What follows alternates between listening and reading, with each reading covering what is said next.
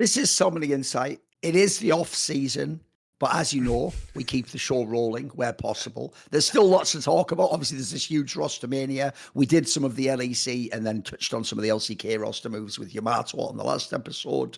On this one, we'll talk about the LCS and the LPL, the two regions that spend all the money and import people, but then claim that they won the game. Because that's the thing about the game, Monty. There's many different factors in how you analyze the game, but a factor that we haven't yet considered on this show, over to you. That's right. We have another new sponsor, guys, and I'm sure you'll be delighted. Technically, they're not entirely new because, by the way, Factor is the same company that HelloFresh is a part of. So The difference is, obviously, a lot of you guys have been interested in HelloFresh. I've talked about how I had it in the past. HelloFresh sends you the meal kits, which you cook yourself. Factor is pre-cooked meals by this company. So they will send you meals that you can pop into the microwave or the oven. If perhaps you have no desire to learn how to cook or no time to cook, right? Those are, pretty big factors, especially as the holiday season is now upon us. Many people are going to be busy shopping or traveling or getting preparing to travel. So perhaps it is just easier in a bustling holiday season to get Factor, America's #1 ready-to-eat meal delivery service. You get 50% off with our code, guys, which means I think like 6 or 8 meals is $40 or something like that, which is very good deal as you start out if you want to get onto Factor. It's never frozen food, so it's always fresh. It's made in kitchens local to wherever you are and then delivered straight to your door. Again, there's not going to be any prep at all, no meal planning, no grocery shopping, nothing at all. It's just there and ready for you to eat. They have 35 or more chef-crafted meals every single week, and they support healthy lifestyles, so you can actually get, basically keto. You can get a lot, special high protein meals, all that stuff. Vegetarian. They've got absolutely everything. So Protein Plus is another one if you're looking after those gains. So, by the way, if you are interested in Factor, please sign up using our code. Head to factormeals.com/LFN50 and use code LFN50 to get 50% off. That's code LFN50 at factormeals.com/LFN50 to get 50% off. It is on your screen right now. If you're watching, it'll also be, of course, in a link below the video. So go ahead, of course, guys, as usual. Supporting our sponsors is the single best way to support us. HelloFresh has been awesome. HelloFresh hasn't gone anywhere, by the way, guys. We love them. Sign up with HelloFresh as well. Yep. They'll be back actually next week. So, yes. And also for all of next year. So HelloFresh is great. We love them. And Factor also an intriguing option if you are not interested in the cooking angle, but would like to take some burden off. And it is, cheaper than actually buying takeout and certainly a hell of a lot healthier for you. And many, many options delivered straight to you. No hassle if you're busy. So thank you again. Factormeals.com/LFN50, 50% off. Get fed faster with Factor. All I'm saying is that's available. You hit me up. That line could be yours. So, And you get normally, we're like 10%, 20%. You get 50% off for this one. And for anyone wondering, no, my voice isn't shot from doing all the content. You have to understand one thing that's amazing about me is I can just do events and stuff. I never, ever lose my voice. But I was, unfortunately, almost the end of the year, Monty, no time left for this. I was raving all Friday night and obviously doing that thing like, what's your name? Who gives a shit? I am esports. Plus getting a cold, it's done me having it. So I can do about that now. I'm going to just power through. It's all good. I'll still rant about stuff. I just don't want to do the same force. Fresh from the club. He has the club voice of trying to yell over the music. Exactly. Your first mistake was trying to talk to people at a club. But yeah, we're going to get it. Look, 40. I know 30 all day, but yes, so what can you do anyway? Exactly. That's all you need to know. That's great. I have kids, so I can't go clubbing. That's the end of that story. I did take a nice trip to Okinawa in Japan, though, a couple weeks ago, which is why we didn't have an episode. But not going anywhere for a while at this point in time. Here's my question for you, though, is when you say that, I'll never be able to see the word Okinawa without immediately associating it with the birthplace of Miyagi from Yes. the Karate Kid. That's Because right. obviously that was like the whole law, wasn't it? And then when you went there in the second movie, it was blowing your mind. I bet, did it have that special resonance for you as well, Monty? Well, I also am a Cobra Kai fan, and they also go there in Cobra Kai. So, right. Okay. Yeah, which, by the way, Cobra Kai is great. I'm sure many of you know that. It is the closest thing to an anime in live action, except actually good. All right. But they do go back to Okinawa in that series. So yes, I did in fact have that conversation with my wife while we were there. And I would also, I have to say, agree that I would enjoy it if we could bring back that scene. I want to recreate that scene, but then when it's me destroying, like you insert the name, like Reggie, fucking Reckless, Double Lift, Gamer Dork, and I want that scene though where at the end of the second one where they all do those little like drums, you know, the one where you spin the drum and it makes the two little balls go, and then he does that like karate chop or whatever on that fucking guy. I want that sort of like an epic scene because that was like a fucking sixer. Dude, that was like, that scene almost became like Bloodsport or something. It was fucking super hype, wasn't it? We had to do that move. Because you know the sad thing about Karate Kid is it does have some like basic video game boss logic where you just learn one move that you must use at the appropriate time, like the critical hit zone. It does have that factor, but when you're a kid, that just makes it easier to follow, doesn't it? Dude, I'm actually shocked you haven't seen Cobra Kai just because it is the perfect bait for like younger Gen X or older millennials crossed with Gen Z like actors. And so it managed to merge these generations because it's all the nostalgia that older millennials love from our childhoods combined with it being a bunch of Gen Z age characters now doing it. And then they recast basically everybody who was in those films to reprise their roles within this series. It's actually great. It's really great. So there you go. There's my Cobra Kai pitch for you guys.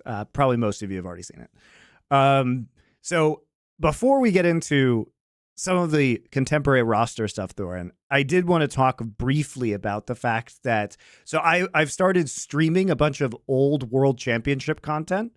So I started watching a bunch of the season 2 playoffs from Worlds today, and holy moly. It's going to be rough. There's going to be some bad games, I can tell. Come on. Well, no. It wasn't necessarily the games are bad. I was actually kind of surprised by the quality of the gameplay. There was a lot more kind of cross-mapping and good macro than I thought there would be. But the format, that's another reason why, if people don't know, the dumbest argument in all of League of Legends is like, but Season 1 is a world championship because it was the whole world. No, the whole reason that I don't say it's a world championship is because, as you're discussing, the difference between Season 1 play and Season 2 is Season 2 is like 80% of today. Season 1 is nothing. It may as well be a fucking ARAM or like someone starting a game of the MOBA. There's no the rules. Like, I agree. At least you can see a team fight. You can see people there. The jungler doesn't like, at least the basics are there, right? And it also, you had Korea at that point in time in China. So yeah, Season 2 basically, it's not as bad as people think. The problem I was going to say though, mate, is like obviously people's actual hands are ass at that point in time. Like their idea of like a god tier, like that rail move that fucking Order did would actually like collapse people's brain if he did that inside like one of these games, wouldn't it? Yeah, I think there was a lot of conversation on my stream that a plat or emerald or diamond player would actually outperform many of these players, and that's absolutely true, by the way, guys. It's just because the knowledge of how to play the game, especially from an individual mechanical level, really, it was very early on in the game's development. I mean, you watch some of the Faker games, and I have more recently watched Season 3 games than Season 2 games, and Faker's mechanics are clearly head and shoulders above everybody else's at the time, but they're like LeBlanc combos that would be pretty normal for a LeBlanc main to be able to execute pretty efficiently right now, even at like a emerald diamond level, plat level. So it's that the knowledge that these were like mind-blowing things at the time, but everybody else is obviously building on the knowledge base of the game. And you see this obviously in any sport. 1 million more reps than they were able to back then, obviously. And doing the reps makes it easier as well, sure. Dude, it's also things like you didn't have fucking practice tool. Guys, remember that. You were actually having to wait 5 minutes in game to practice a flash. Like, you could not practice flashing over certain walls unless you waited 5 minutes, because Riot at that time refused to make a practice tool. And this is the honest to God truth, guys, because they said it would make the game more toxic because people would tell each other to go to the practice tool to practice. That is a thing that Riot said publicly. And then they made the practice tool anyway, because obviously that was ridiculous. The joke is, obviously, they eventually just decided the game needs to be more toxic. You've solved your own problem then, Monte. You put the PR statements together. They decided, you know what? I want toxicity in the game, so they made the practice tool. Well done, Riot. I'm edgy. I'm from the early internet. Shout out to you. You know, true gamers. Real gamers. Sadly, we later found out via that lawsuit settlement, a little bit too hardcore gaming, if anything, boys. You know, peel it back a bit. And, you know, I said we're from the early 2000s. Don't stay there. You know, come forward to the attitudes about women. You know, they kept the wrong parts of the big gamer energy. Let's put it that way. But yeah, so if you consider all these factors, like you weren't able to practice, you know, pretty advanced mechanics such as, you know, Lee Sin kick mechanics very efficiently, which is why insecking was so revolutionary, because it was something that you could only really do every once in a while when your ultimate was up, and there wasn't really a great way to practice that in the game. So yeah, I think you have to keep that in mind, because you just couldn't drill mechanics as efficiently, which is part of the problem. But also, you know, as players got better, the expectations of how to do it and all the techniques and the way that you control your characters, obviously, and the combos that certain champions use did proliferate throughout the scene. So yeah, I would say on an individual mechanical level or individual play level, it's certainly not remarkable to look at these games now. But the macro is honestly like pretty decent if you're looking at it. Obviously, they weren't as good at manipulating minion waves, or they weren't kind of min-maxing the gold of those waves and crashing them and having those timings necessarily locked down, or even at all in many cases.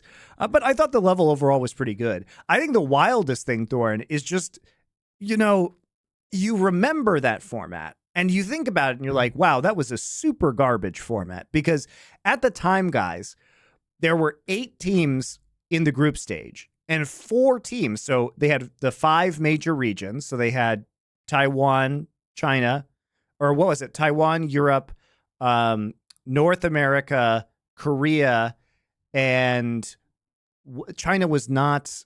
No, China was. It was WE. It was China at that time. So it was the 5 major regions at the time, and these 5 regions would be seeded. The first place seed would be seeded automatically into the quarterfinals. But of course, you're going to say, but there's a 5th team, right? And so they had a random draw, and Azubu Frost. I believe it was short straws. They literally did short straws, I believe. Yeah. Yeah. They had a random draw. Yeah. And Azubu Frost was drawn into the group stage. So they had to play in groups. They didn't get a bye, even though they were all #1 seeds. So I was watching the TSM versus Azubu Frost games on my stream today. Yeah. And you know the format's crap, because also both quarters and semis were best of 3s. Azubu Frost wins 2-0 versus TSM, and they're done. And you sit there and you're like, wait, the #1 seed in North America, TSM, got 2 games at Worlds. And they were out. That was it. That was literally all we saw of TSM. The same the next year for those fuckers who became Flash Wolves. The Gamma Bears flew all the way to fucking America and played T1 in the round of 8 in season 3 and just went home 2-0. Yep. Like, well, that's the end of Worlds, guys. I hope we learned a lot. Like, what did you learn? That Faker bangs? Yeah, I think we're aware of that. Like, the format's actually pure ass, isn't it? It's insane how bad it is. But Thor, my point is, like, I knew this was the format. But it's when you just watch the 2 games and then it dawns on you an hour and a half after you watch these 2 games that this was literally the first seed from NA's only 2 games that they were playing in this tournament. That was it. They were just done. Think about this. Crazy. We're judging people's whole legacies on some of these fucking results that are just, like you say, absolute clown fiesta setup. You know, one thing, though, I have to say earlier, though, when he said about the macro, here's what I think would actually depress you, though, Monte. Your problem is you took today's macro and then you went right back to almost the beginning of the modern era of League, right? I think what would actually bomb you out is if I showed you the right VODs from like season 6 and then maybe a couple of like the G2 season 9 ones is... Bro, like they've regressed macro, mate. Oh, they yeah, really for have. sure. Like, you just don't have the tools. Like, think of some of those lane swaps back in the day. Oh, mate. Some of that shit was insane. What you could get the edge off, wasn't it? Like, there was some incredible fucking series and plans, level 1s with some amazing shit back then, wasn't there? I had forgotten how prevalent lane swaps were in season 2. There are a bunch of them in the World's VOD. So today I watched the TSM Frost one, and then I watched M5 Type A Assassins, and I'm going to watch the finals tomorrow between Frost and TPA.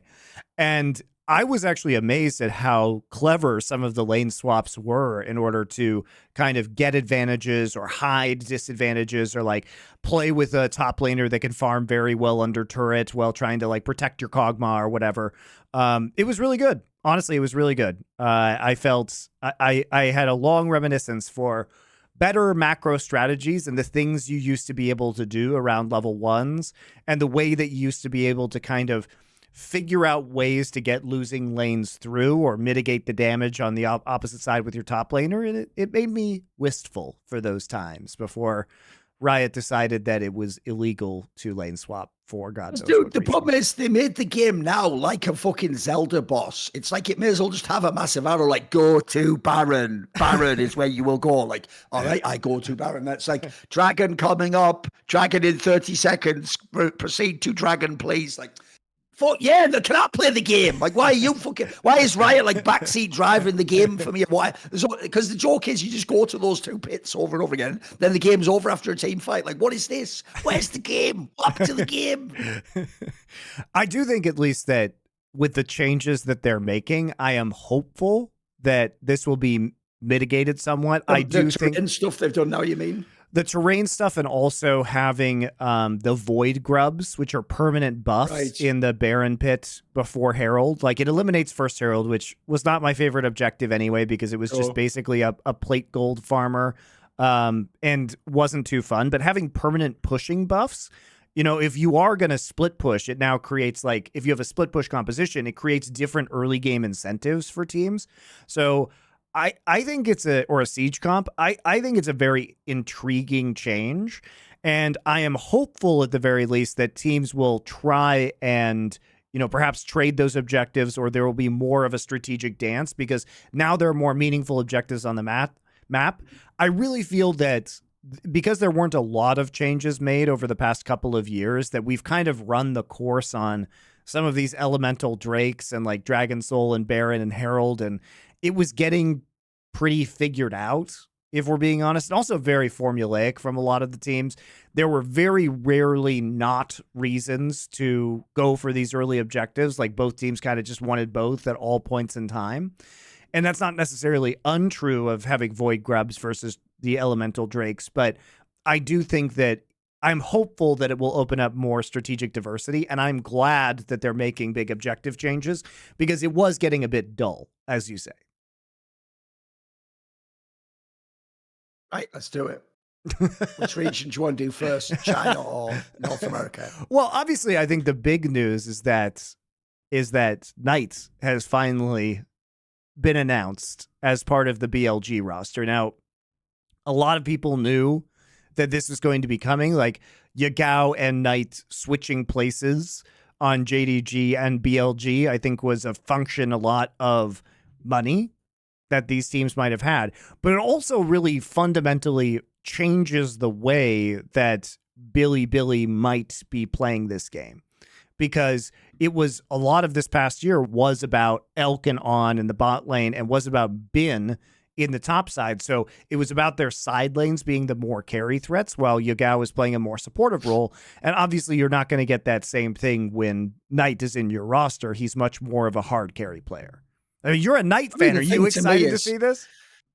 I think it's actually still a very good roster. Look, I can't be as hyped as I was for the JDG one, because one of the points I always used to make about the JDG roster is, in theory, that is the closest I've ever seen to what looks like, both on paper, but then more importantly in the game, almost like a perfect team. Like, the way they operated in team fights was insane. They could, if they'd have ever wanted to, play through all the lanes. Like, that really was the dream. Obviously, you can't have that when you have BLG, but like you say, it's not going to be the same BLG. Like Yagao's style, I always say, is more like a Niski-esque mid laner, you know. He's just trying to play. In fact, it's even quite similar. They have a few champions they play. They obviously base the comp around that, and then he plays for the jungler, he plays for the rest of the team. And if people don't know that, Jun guy was a very fucking strong jungler in BLG. So I actually think this team has insane potential as well. But you wouldn't want to play that style if you have Knight. Like, if anything, the saddest thing about Worlds for me is, Knight's done this a bunch of times when he's gone to Worlds, they adhered too closely to the meta. Like, if people don't know, Knight has a mega champion pull. He can just pull out stuff even when it's not meta, like the fucking Syndra or a Silas or something like that. He can just dominate the game. So if I'm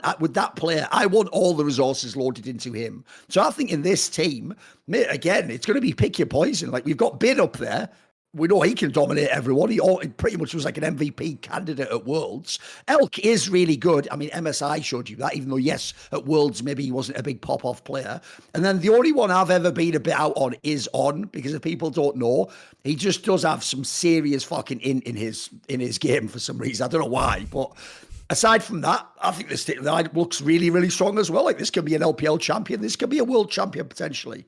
Yeah, On actually hasn't re-signed yet, I believe. So they still have Lumao, who was sitting on the bench as a support player for them previously. So I'm intrigued to see if that is going to be their final answer at the support position, or whether they are going to actually make an attempt to re-sign On at the given point in time. Both are re-signed. Coach as well. Technically, we have to find out who the coach is going to be too, because Tabe left, right? Yes, Tabe has left the team, and I think, I don't believe they've actually announced the new coach yet. So I guess On has re-signed at this point. Must have just happened. So they've got him back, but at least they have some redundancy. Probably for the reasons that you stated at the support position. But at least on paper, you have to think that Billy is probably going to be the early front runner as a favorite, especially because JDG, okay, they have Yagao, and they managed to sign Flandre, but Flandre is certainly not at the peak of his powers any longer, and they're almost certainly going to roll with this rookie player Sheer in the top lane, just as an attempt to see, well, just as kind of gauge his potential, I think. But with the head coach, also leaving JDG, they have Mafa now, another former pro player, Korean coach. But yeah, there are some other promising rosters, but especially with Knight coming into BLG, you'd have to think that this is probably going to be the strongest team, at least immediately at the start of the next season. Think how insane the solo laners are. Like, I'd say they could just fucking stomp through solo lanes alone, and then they've got a good ADC. Like, I think this team just looks banging on paper. I actually can see why. Look, as far as I know, I don't think they could have kept JDG together because of the money. But if you're going to make a move, if you're Knight, it's about the best move you can make. There's not many other spots you could go to, walk in the door, and immediately be competitive like this.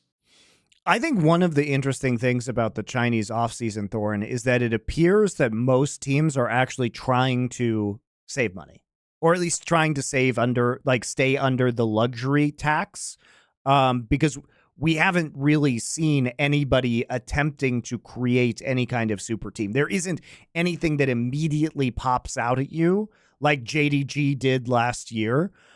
We've seen some of the kind of stronger players from teams like OMG. We have Cream now at Top Esports. That's where 369 is signed as well with Jackie Love.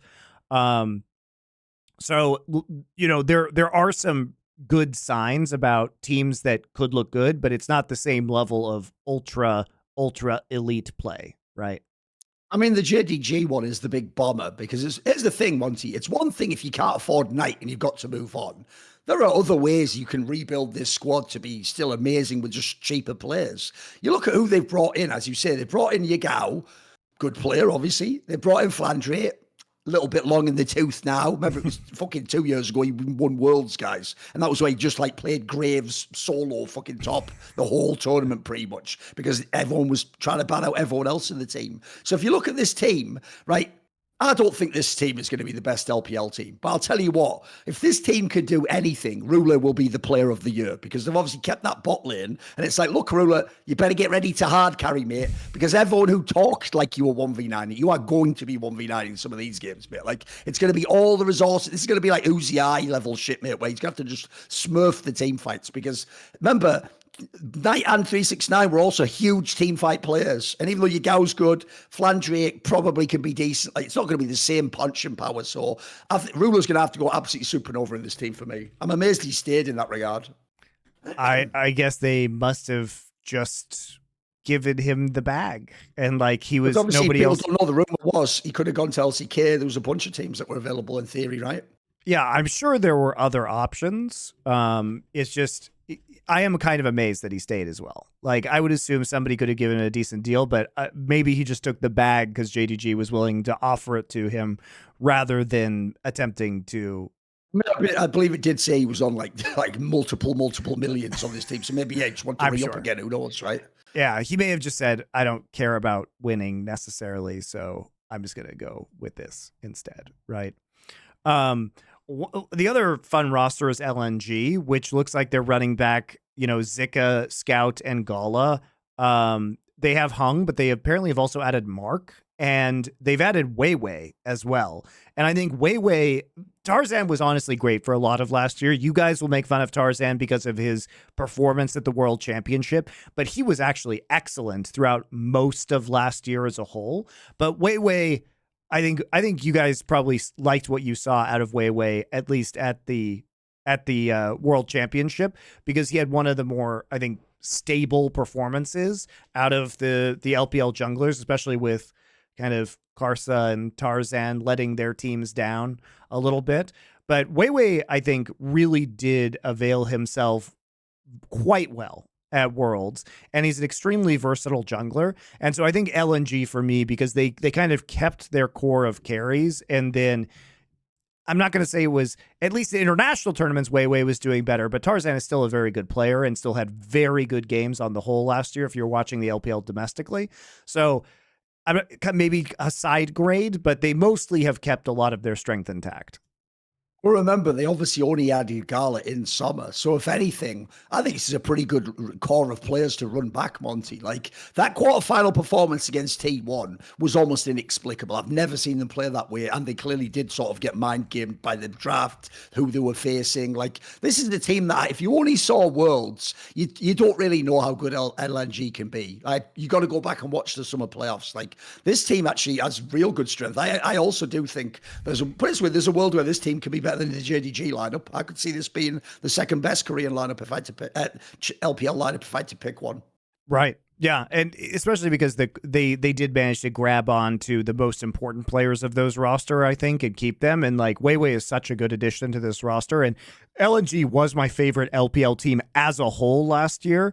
And they also even have like both Mark and Hung on this roster right now. So this is another one alongside BLG that is probably looking to be a pretty early contender.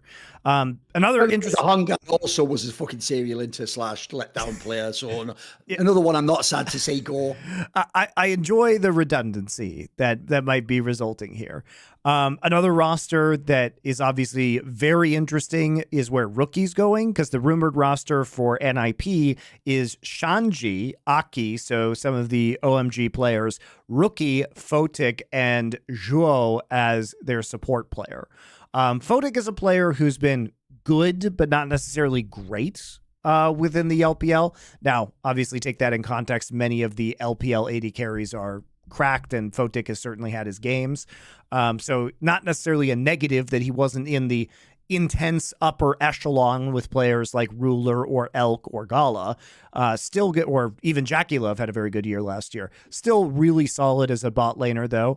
And people are very excited about players like Shanji and Aki who overperformed relative to the kind of payroll of the OMG roster. And now Rookie's going to be joining them. So the question obviously is who is going to be inting Rookie this year in the LPL? But I think this roster sounds really fun on paper. I mean, you've gone with the approach of essentially having like the veteran, even though his name is Rookie, and then essentially inexperienced players. So the dream here, if you're a Rookie fan, is surely Rookie will be played to and get all that he wants. And then you hope that the others, who, by the way, OMG really, this is why Weibo making the final Worlds is so busted. Because it's like OMG was supposed to be there instead of fucking that team, arguably, or top esports. So either of these squads, they've formed like they didn't make it through regionals, fucking super team. And actually, this looks fairly promising. If you don't know the names, like there's a reason why Dom was always hyping the fuck out of OMG. Like they did play together very well. People like the Shanji guy were kind of a revelation. So this isn't a bad lineup. I mean, as usual, if you followed Rookie's career, he doesn't seem like he has the best sense of where to go. So he doesn't tend to end up on the really good super teams. But bear in mind, he's like quite long into his career. Remember, he also been playing at Donkey's years now. This is not a bad move. This could have like potential to do well, I think.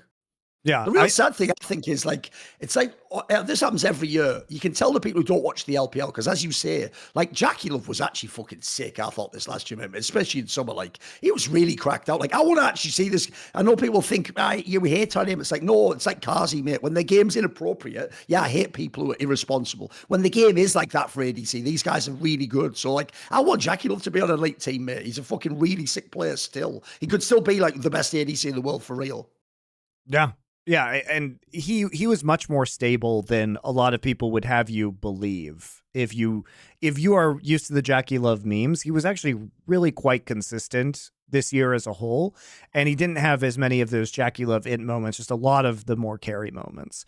And he's going to have to keep having them because top esports, the other kind of exciting piece, like Shanji and Cream, probably people will think of as the most exciting pieces out of that OMG roster. Shanji, obviously, because of, the fact that they played a very weird style. He was playing without teleport a lot of the time. Like the Ignite Rumble was something that just had to be banned against this team.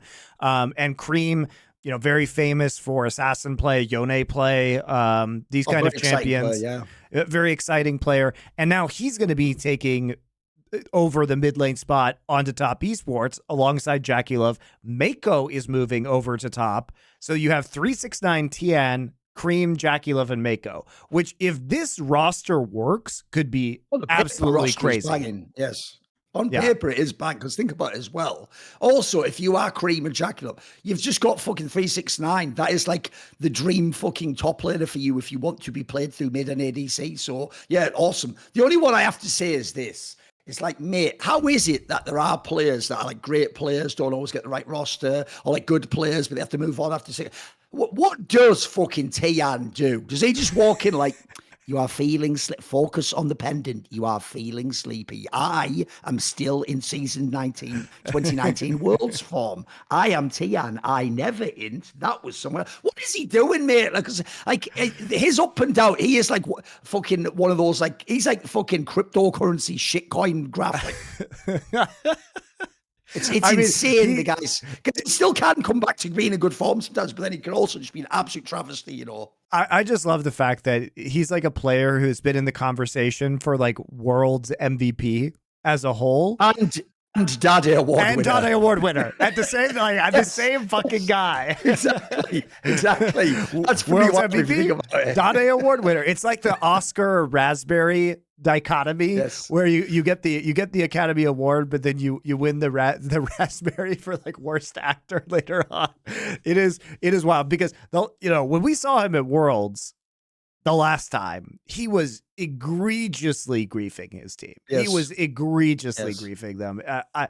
It is wild to see how much this guy could have a really great LPL season or really great Worlds, and then suddenly just turn into an absolute idiot when he hits into international events or even LPL playoffs sometimes, right?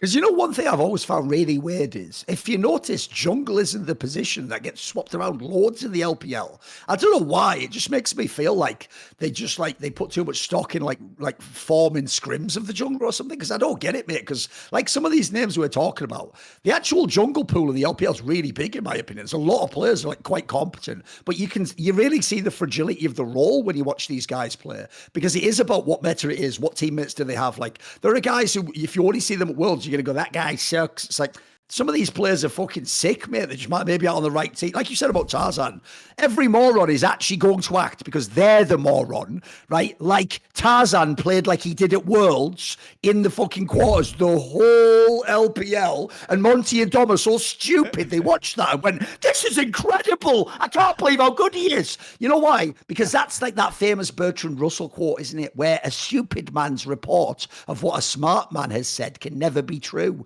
because he has to make what the smart man said fit into his brain and make sense to him. So what they've done there is just fucking do the same thing. It's like the same thing with Dom. Do you think if Faker was actually playing like he did at Worlds, Dom would be like, I hate this. I hope he loses. Like, no, he'd be loving it, wouldn't he, you fucking idiot? That would actually be his dream. And in fact, are you ready? This is the one that'll really blow your mind.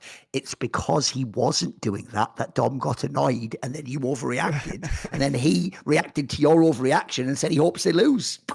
The joke is, it's like 12 Monkeys, guys. You were actually there at the very beginning, the whole time that started the whole chain of your whole lives. That's how it all became like this, essentially. Ruined the whole movie, 12 Monkeys there, but don't worry about that. Yeah. It's all good. Don't worry about it. Great film. Do watch it at some point.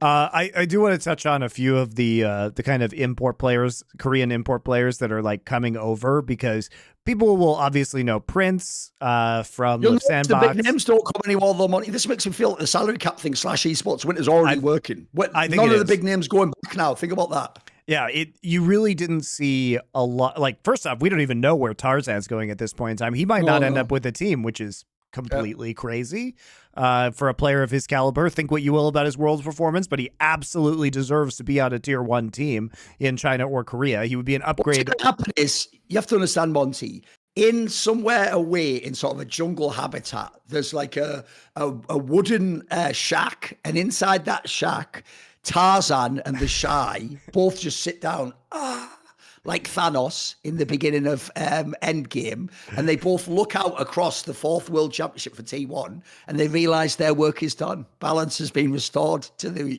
universe of League of Legends. The LPL isn't the greatest reason. They just let out a sigh. They're done. Their work is done. They don't need to play League of Legends anymore. The Shy announced today that he's not coming back to Weibo Gaming. So these guys are just floating around out there in the ether. The Shy might deserve it. I think Tarzan has been much more consistent. But yeah, I mean, I said this on Twitter. 3 of the 4 last World Championships have been won by Korean teams. Is this the era of the LPL? You decide what that means. They may win MSI, but they certainly have struggled when it came to winning the World Championship. I mean, they couldn't even win this year after having 3 out of 4 LPL teams in the semifinals, right? I had to listen to that. They're facing the GOAT. The GOAT, mate. It's weird, dude. That's the sickest thing about you League of Legends fans. You've actually managed to turn Faker into Tom Brady. And if you don't know, so annoying. Tom Brady. On this show, we do not acknowledge Tom Brady. We hate Tom Brady. We don't really. We just hate you annoying Pats fans. Sad thing is, by the way, Monty, as an aside, because it's kind of a good way to tie into the joke I made about Dom, that Dom would love if Faker played awesome. You know what the saddest thing is? If you ever do actually watch, like, you know that Patrick David or whatever his name is, the guy from Valuetainment who does like podcasts and interviews and stuff. He actually did a really good interview with Tom Brady. It's actually really interesting. He does have like a great winner's mindset. And like, for example, you'll fuck with loads of it. Like, he is someone who thinks you shouldn't be friends with players on the other team. You should like be like focused on destroying them, and you don't like give away your secrets. So there's actually loads I appreciate. It's just as usual, the fans ruin every fucking great player, don't they? It's like, that's how bad fans are. Y'all can take essentially like yummy, delicious ice cream and then make it annoying. Like, it's the best thing ever. No one should eat anything else except just this ice cream. And you're like, well, I'd rather have something else. See, you hate ice cream. Like, you can actually ruin anything. It's mental, guys. It's unreal how bad you guys are. And you make us so bitter because, and you guys are like, exactly. why do you guys hate ice cream? All of a sudden, it's like, no, I just had to read like 100 tweets about why ice cream sucks, or why ice cream is the greatest and there can be no other dessert. And even if I have a different opinion about the greatest dessert, I just get told to shut up and eat some fucking ice cream. Even if the ice cream that you're offering me is kind of like tier 2 ice cream, and maybe ice cream was better in the past, guys. Can't I just say that ice cream was better 5 years ago than it is right now? Why can't I say that? Maybe cake quality is up right now. Ice cream might have peaked higher, but cake is where it's at the moment. If I say that, I'm an ice cream hater. Also, ironically, of course, razor cake, your favorite one. Ice cream, like Monty. Delicious now, razor the real cake. specialty is your talent as an analyst is to explain why a cake full of razors is better than ice cream, even potato ice cream. So, but that is your skill, Monty. That's what you've made your career off. So it's all good. The razor cake delusion. By the way, I know we were talking last episode and they're total shit this year, so it doesn't matter anyway. But I guarantee you, mark this down in history. In a year from now, it won't be this year, KT will again pick up the right pieces from elsewhere, rehabilitate them, and be like the top 3 team in Korea. And Monte, in 1 year from now, 2025, mark it down, he will get excited again. And he'll start. No, I will not get excited about Pyosik and Beryl. Fuck you. No, it's going to happen. KT has gone too far this time, Thorin. They've gone too far. Sure. I cannot endorse a Beryl Pyosik KT. Here's why, though, it's not as bad as you think. Because logically, by recruiting Beryl, they are actually attempting to offset all their past negative karma, because he is the luckiest fucking player in the history of League of Legends. So they put the luckiest player ever in the most unlucky team ever, and we're going to see which wins out. Here's what being saying. What if this dogshit version of KT actually went to like finals of Worlds or something? With Beryl, at this point, Beryl is just goated beyond belief for the 4 finals. KT is the bane of my existence because I love them. And you know what I had to deal with when I was casting in Korea, Thorin? I had to deal with the fact that even though KT Bullets were KT Roster B, KT Bullets were 1 game away from beating Faker in a final, they literally were up 2-0 and got reverse swept. I then had to suffer the indignity of a team I hated, KT Arrows, being the first KT team to actually win a title in Korea. And indeed, I was tortured to such a degree that Score was just not allowed to win for years and years and years and years after that, right? And eventually they got the super team. It looked promising. Oh yeah, they can win Worlds. Of course, eliminated in quarterfinals because that's the way it goes. And so now, naturally, that I get excited about the Keen BDD aiming iteration of KT. Well, now I get fucking DRX World Championship reunion, except without Zeka. It's the one that no one wanted. It's the DRX reunion that nobody fucking wanted. And I have to deal with it with a rookie top laner imperfect, still BDD. And we couldn't keep Cuz for reasons. So now we have Pyosik, we have Deft, and we have Beryl. So no, I cannot possibly endorse this version of KT. I will not get excited for it. I will. By the way, you just know when people like Pyosik, who've won Worlds, come back to Korea from their year in NA. Luckily, none of their teams have been watching it anyway. I bet they treat it like back in the day when people came home from Vietnam, and it's like, you just don't talk about it. You just sit quietly in a bar. What's going on with him? I just came back from his tour of duty. Oh, okay, right. Give me some time. Like, I bet they don't even ever ask Pyosik. So what was it like in that? You don't even ask me. There's no good answers coming out. He's having liquid flashbacks. He just has like 1,000 yards stare off in the distance. It's okay, Pyosik. It's okay. Summit's gone. He's gone now. It's okay. It's all right. Dude. He just sits there and he just has a flashback. All of a sudden, he's back at the World Championship 2023. His Lee Sin is going crazy. They're gonna beat T1. Then all of a sudden, he remembers his 80 carry. There you go. Except here's what's mad. We're going to talk about this later. They've signed that player again. Oh, come on. Isn't that insane? Mate, how is that possible? We'll get to it later, but how is that possible? That was one of those moves when I saw the lineups. That was like, when you do the quick double ticks, I was going like, oh, like impact shit. Oh, this is not bad. Fuck it. Wait a minute. Is this a typo or something? That guy's still there, and he is, apparently. That's why you just know we'll get to him. I guarantee Cordier J must just have too much input in that team. He has to be the one keeping him there, mate. He's just keeping that guy alive. I don't get it. I like how Yun completely threw their almost, their near win over T1 and one of the best games that Pyosik has ever played. That's the real flashback right there. Just all his dreams, everything turning to ash in his mouth. Exactly. Terrible. So yeah, we back to Prince though. So Prince on WE now. You guys might remember he is now forced to play with Wayward, a player who seemed to have initial promise and then promptly turned into an inter for the entirety of last year. Vikla, of course, our other FlyQuest failure, is now the mid laner of Rare Adam. Now, I don't know. I understand why you pick a shitty team though, so it's whatever on that one, isn't it? Sure, but I understand why you pick up Prince. After you saw Vikla's performance, I have no idea why anybody picks up Vikla. Is even on a bad LPL team. That's like where you go back down to challengers for a while and think about the crimes. That's like when you have a scout and then he's reached out to some old coach of, fucking Live Sandbox and like, no, Rickler's really good. And then you just end up signing him as your like gamble. Let's be real, like Rare Atom, not exactly a fucking contender. The thing with the WE one as well is like, mate, Prince is like, it's not a terrible team, but like, if people know 4-4, he is just one of those like players that is almost like mercurial in the worst sense, as in sometimes he looks pretty good, like, oh, this isn't bad actually, it's not bad. Like in EDG there were times he was looking good, but then he can also just look so bad out of nowhere, and there's reasons why his name never built up beyond, because if people don't know, he was supposed to be this generation's Maple. He was like the next one from the LMS that was going to like carry the flag and be super awesome, and in the LPL it's just kind of been super up and down for me. He's never really fully cracked it and made it through for me, and he often was a weak point. So the WE one's a bit of a weird lineup actually. Like there's some decent players, but what a strange mix. The thing is, though, you always have to wonder with WE, though, where are they as an org? Like, I've never known, mate, because in the early days, they had the Aaron guy who then made EDG and stuff. They've had some good rosters, but it feels like it's only every 3 years they roll the dice to get an half-decent roster, and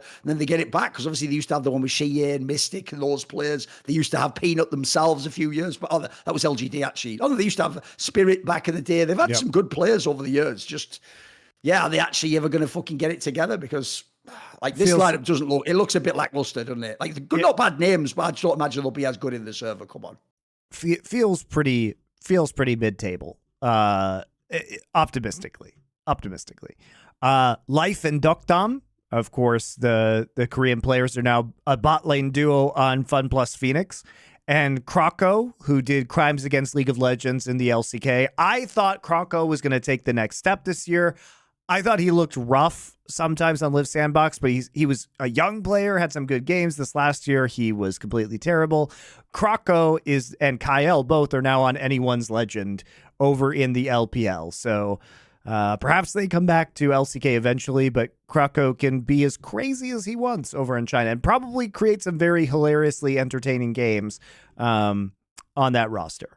That's kind of it, I think, for most of the interesting imports that have gone over there. As you see, no real big names have made that transition. The good news is this season. If you've never watched the LPL easily is the league that every split you will find like 10 plus players you haven't heard the name of who look fucking good. And if you took the nameplate off, you'd be like, this is like a top player. Like the difference is LCK is a bit more like even the lower teams. It's like you've seen those names for a year or two or whatever. You will find like people you've never heard of from the LPL who will be like all LPL level for specific games, maybe not the whole split. So luckily it is always a region where I don't have to worry as much that like, oh, they didn't make these crazy on paper rosters. Like I'm saying about junglers, you'll always find a jungler that comes out of nowhere that just looks fucking good in the first split. Like it just happens in that league. So the talent depth is crazy in my opinion. Yeah. And they also serve as good Korean players sometimes, or Korean players get second wins from being on rosters over there, which you never know, probably won't happen in Krakow, but might. And there's a lot of... I mean, let's be real. In the LPL, Monty, at least he's going to be turned loose. Like in the LPL, you can fucking go crazy if you want. Like, you don't have to play a control jungle style. So if anything, we're going to see what his limit is, right? Let's see how nuts he can get. Yeah. And, there weren't honestly that many roster spots, not only because there are fewer teams in the LCK, but because a lot of teams just kind of ran it back. Like, Nongshim Red Force is just running their roster back as far as I can tell, which is, feels pretty strange. There have been a couple, T1 obviously running their roster back. So there are two teams that aren't making any moves at all. And a lot of teams kept kind of the majority of their rosters or just traded within the LCK. So a lot of the lower ranking teams kind of held on to many of the players that they had. And we didn't see a big return to the LCK from players from outside of it, outside of like, I guess Pioshik, unfortunately, the player we really didn't want back in many ways. That's why I'm glad the LNG roster is really good, because if they'd have made like like they did with JDG, if they'd have downgraded the roster and then Scout stays, it would be like, just go to the LCK already, mate. Like there's a spot waiting for you. You can go to a really good team. So at least he's got a good squad. Should we do it LCS then? Should we move on? Yes. But before we talk about LCS. We've got another sponsor for you guys, and this will wrap up our China segment because it's something you might want should you ever visit China. That's right. What you will want is ExpressVPN in China because you will like to have private communications and private internet data while you're in China. Trust me, because they are watching, as are many other people around the world, especially if you're on public Wi-Fi networks. You wouldn't raw dog a public Wi-Fi network, would you guys? Don't do that. ExpressVPN has an app that can VPN you from anywhere. I use it all the time because I am constantly on public Wi-Fi networks. They're everywhere in Korea. And so I constantly use one these days so that my data remains private. People also, don't know, by the way, there are actually for real, like things you have to watch. Like in the modern day, people are too smart. Like they will go into a cafe that you're in and make their network called like free public Wi-Fi. And it'll just be some guy and you're just logging into his PC at that point and he's just logging all your shit. Like that can happen. So this is why you got to have the layers of protection. That's right. Layers of protection. I'm using ExpressVPN right now, guys, to stream simultaneously on both YouTube and Twitch. And the reason I do this is because without a VPN, Twitch will not save the VODs because I am in Korea. And indeed, guys, without a VPN, because of what's happening in Korea with Twitch, I'm not going to be able to stream at all. So I'm going to need to use that VPN or stream over to the servers in Japan.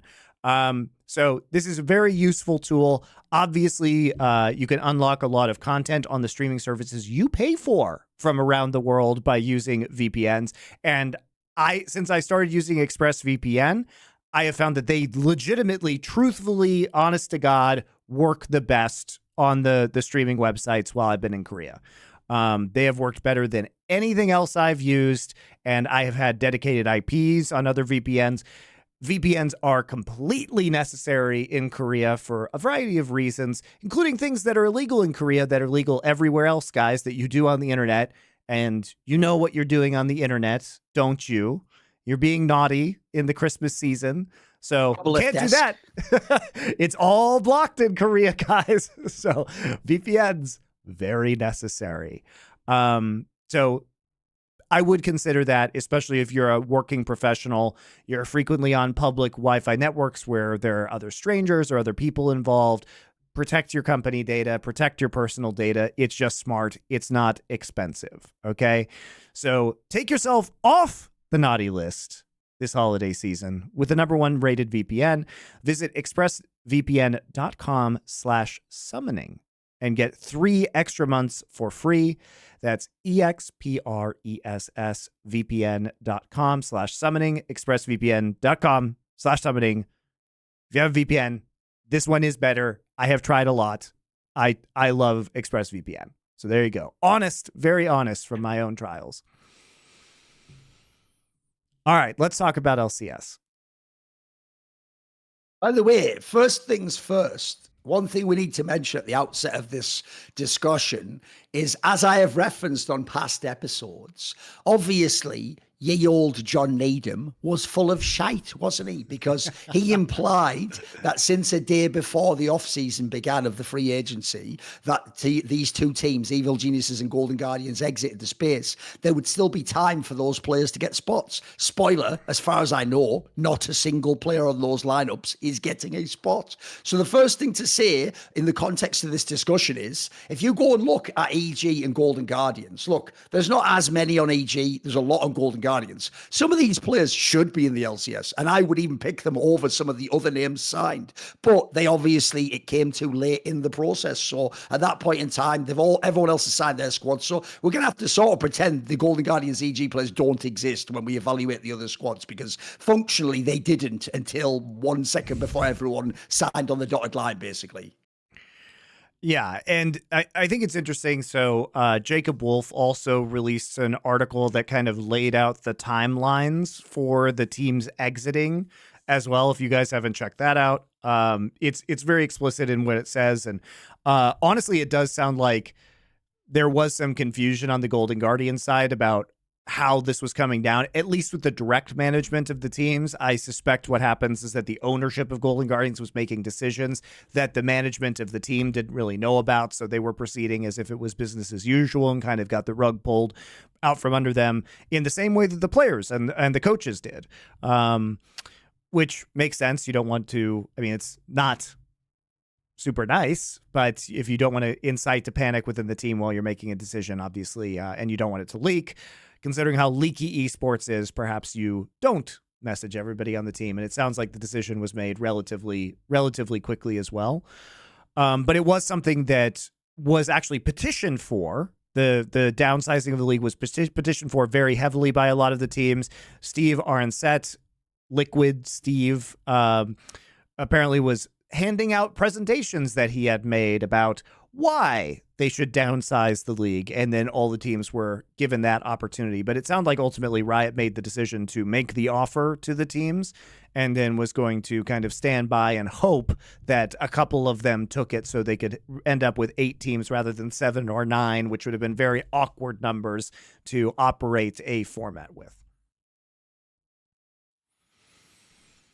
Oh, by the way, I was wrong. Actually, 2 of them, obviously, Huhi and River are apparently on teams, but those are the only ones, as far as I know, out of those 10 players that survived the culling, as it were. Well, I think a lot of them were also off the team already. They had made probably previous arrangements, because that's the thing, is that even though technically the free agency period doesn't hit until the Monday after the World Championship, most of the time the teams have given the players the opportunity to talk to other teams, and it's not an official contract yet, but basically everybody knows the deals are done. They just have to be signed, because the negotiation has really already occurred. And it's very surprising if somebody makes an unexpected move on that first day of free agency, because teams want to have their rosters ready to go. So it wouldn't surprise me if, River was already out, already planning to head over to 100 Thieves at that point in time. Huhi, the signing came a bit later, so perhaps that was something that may have changed. Probably wait for Ignar to go to LEC or whatever. Yeah, maybe that happened last second. Who knows, right? I think they probably tried to run back that roster, and then when Ignar decided to head over to Excel, that's when they needed to make a change, and Huhi would be an obvious player to fill that gap for Ignar. By the way, let's just start with that team, Monty. They were the best NA team by the end, both at Worlds and in summer. What do you think of NRG essentially just swapping Ignar for Huhi? Look, I think they'll probably be a little bit more versatile, perhaps in a non-engage meta, but I think probably NRG has peaked as a roster. If I'm going to be honest, like I don't really see them being able to compete with a team like the one that Cloud9 has put together, that FlyQuest has put together. Probably there are going to be a couple other surprises within the mix of players, given the number of rookies that are involved. But NRG, I think, is probably optimistically a third place team.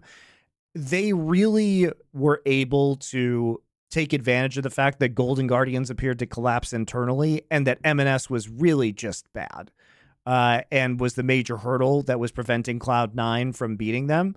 With Jojopyun on Cloud9 and Vulcan back on Cloud9, that roster just seems a lot stronger. So even though, we saw some good steps forward, I think, from Contracts and Palafox.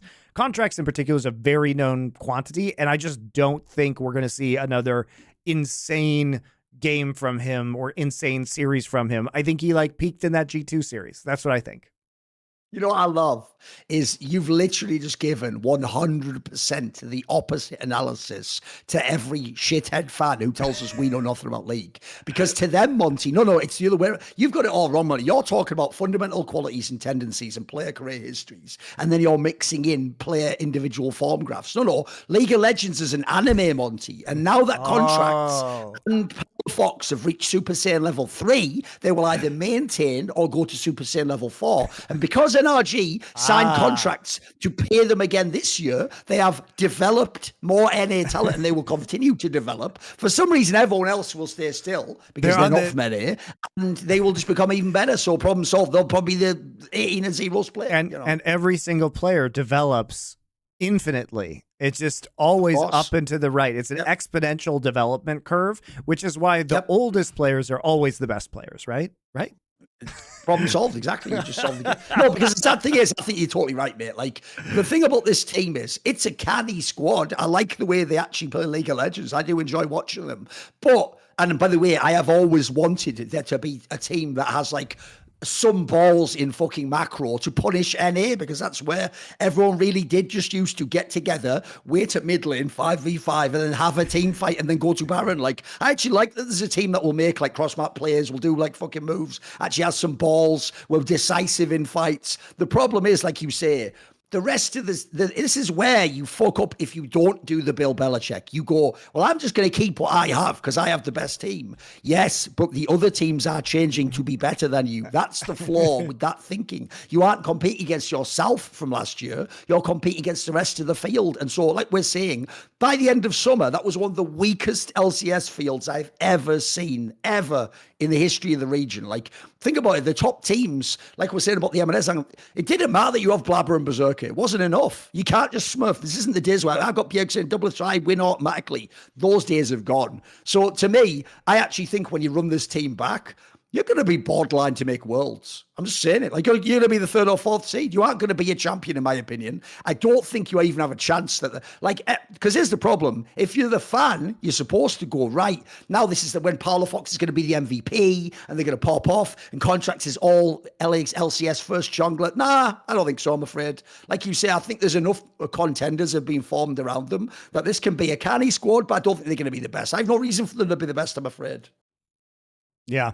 And You know? if No anything, they're just going to be boosted by the fact that a lot of these LCS teams just look fucking terrible. Like, I thought, Thorin, that the theory behind having fewer teams in the LCS was going to mean that there would be a higher concentration of talent and more competitiveness, right? But that's just not the case in what we're looking at right now. Now, part of it is the fact that players like Licorice and players like Revenge are simply just not in the league now, which is outrageous, because there is no universe where you can tell me that Licorice and Revenge are worse than Fake God. Fake God was trash last time he was in the LCS. He was terrible. And yet he has a starting roster spot on Shopify Rebellion over those two players. Now, of course, those two players were kind of dumped because they were on the teams that left the league, and that's just kind of unlucky for them. But Shopify Rebellion's roster of Fake God, Boogie, Insanity, Bivoy, and Zazel is like, what do we think this roster is going to do? It's us. This is us, man, this team. Come on. It's not even good on paper. Never mind anything else. It's just us, isn't it? Like, who cares? Like, the Insanity guy's in hell, as far as I can tell. I don't know what he's done wrong. He seemed like he was progressive. Like, he's just in hell. I agree. His team's garbage. I mean, Boogie was kind of over-delivered, I would say. But so many of these rosters are just going mega budget, dude. They're like starting like basically minimum salaries or maybe just above it. And that's why we're getting, 100 Thieves being Sniper, obviously a touted, up and coming NA player. Oh. So I'm willing to give that a shake, right? River, who is genuinely good last year. Quid, who is extremely underwhelming. And then you have Meech, a rookie bot laner, and Isla, who we know Isla. Isla is not good, guys. Isla is not a good player. He is very weak mechanically. He's not going to take that next step. Like, I hate to say, he's just not going to take that next step. And the teams that are actually spending are FlyQuest, obviously. They get Bwipo. They get Inspired. They get Jensen, right? Busio. So Busio comes from the 100 Thieves, training program that Papa Smithy helped develop. Now, of course, Papa Smithy is running FlyQuest, so Busio goes and tags along with him over there. Long relationship. And Masu, at least, we see an up-and-coming AD carry. Maybe he's better than Yun. It wouldn't take a lot. But the top side of the map is a bunch of super veterans who can cover, I think, a lot of the holes in this roster. So I was hyped for FlyQuest last year, too, because that was an on-paper roster. But this one, it seems like it would be hard to go wrong with this many veterans. Like, it feels like it would be very, very difficult for this team to be as bad as FlyQuest, like 10th place bad, right?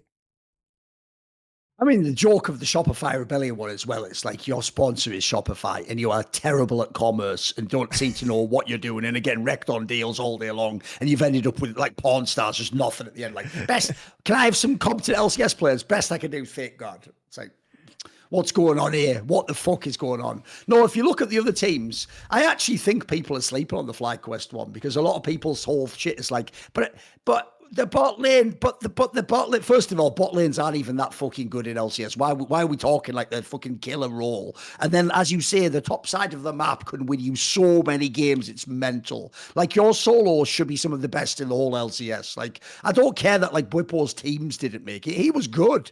He actually was one of the best pieces on Team Liquid. Jensen was good even on fucking really bad Dignitas, who at one point in time looked shit and then got better as the split went on. And the thing is, Jensen's good enough. He's just a monster. He's good enough. Who the fuck is going to take down Jensen in this league outside of Jojopyun? Remember, it's Mask, APA, Insanity, Quid. These are the names that Jensen has to compete with. Are we really so far out on Jensen that we think he can't roll with and be at least a top 5 mid laner in this league?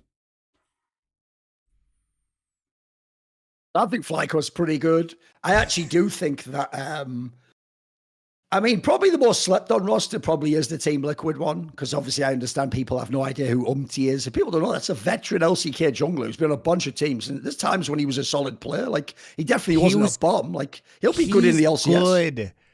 He is good. Sure. He is legitimately a very good player. People have this idea about because he's one of those players who is like a good player on a series of bad teams.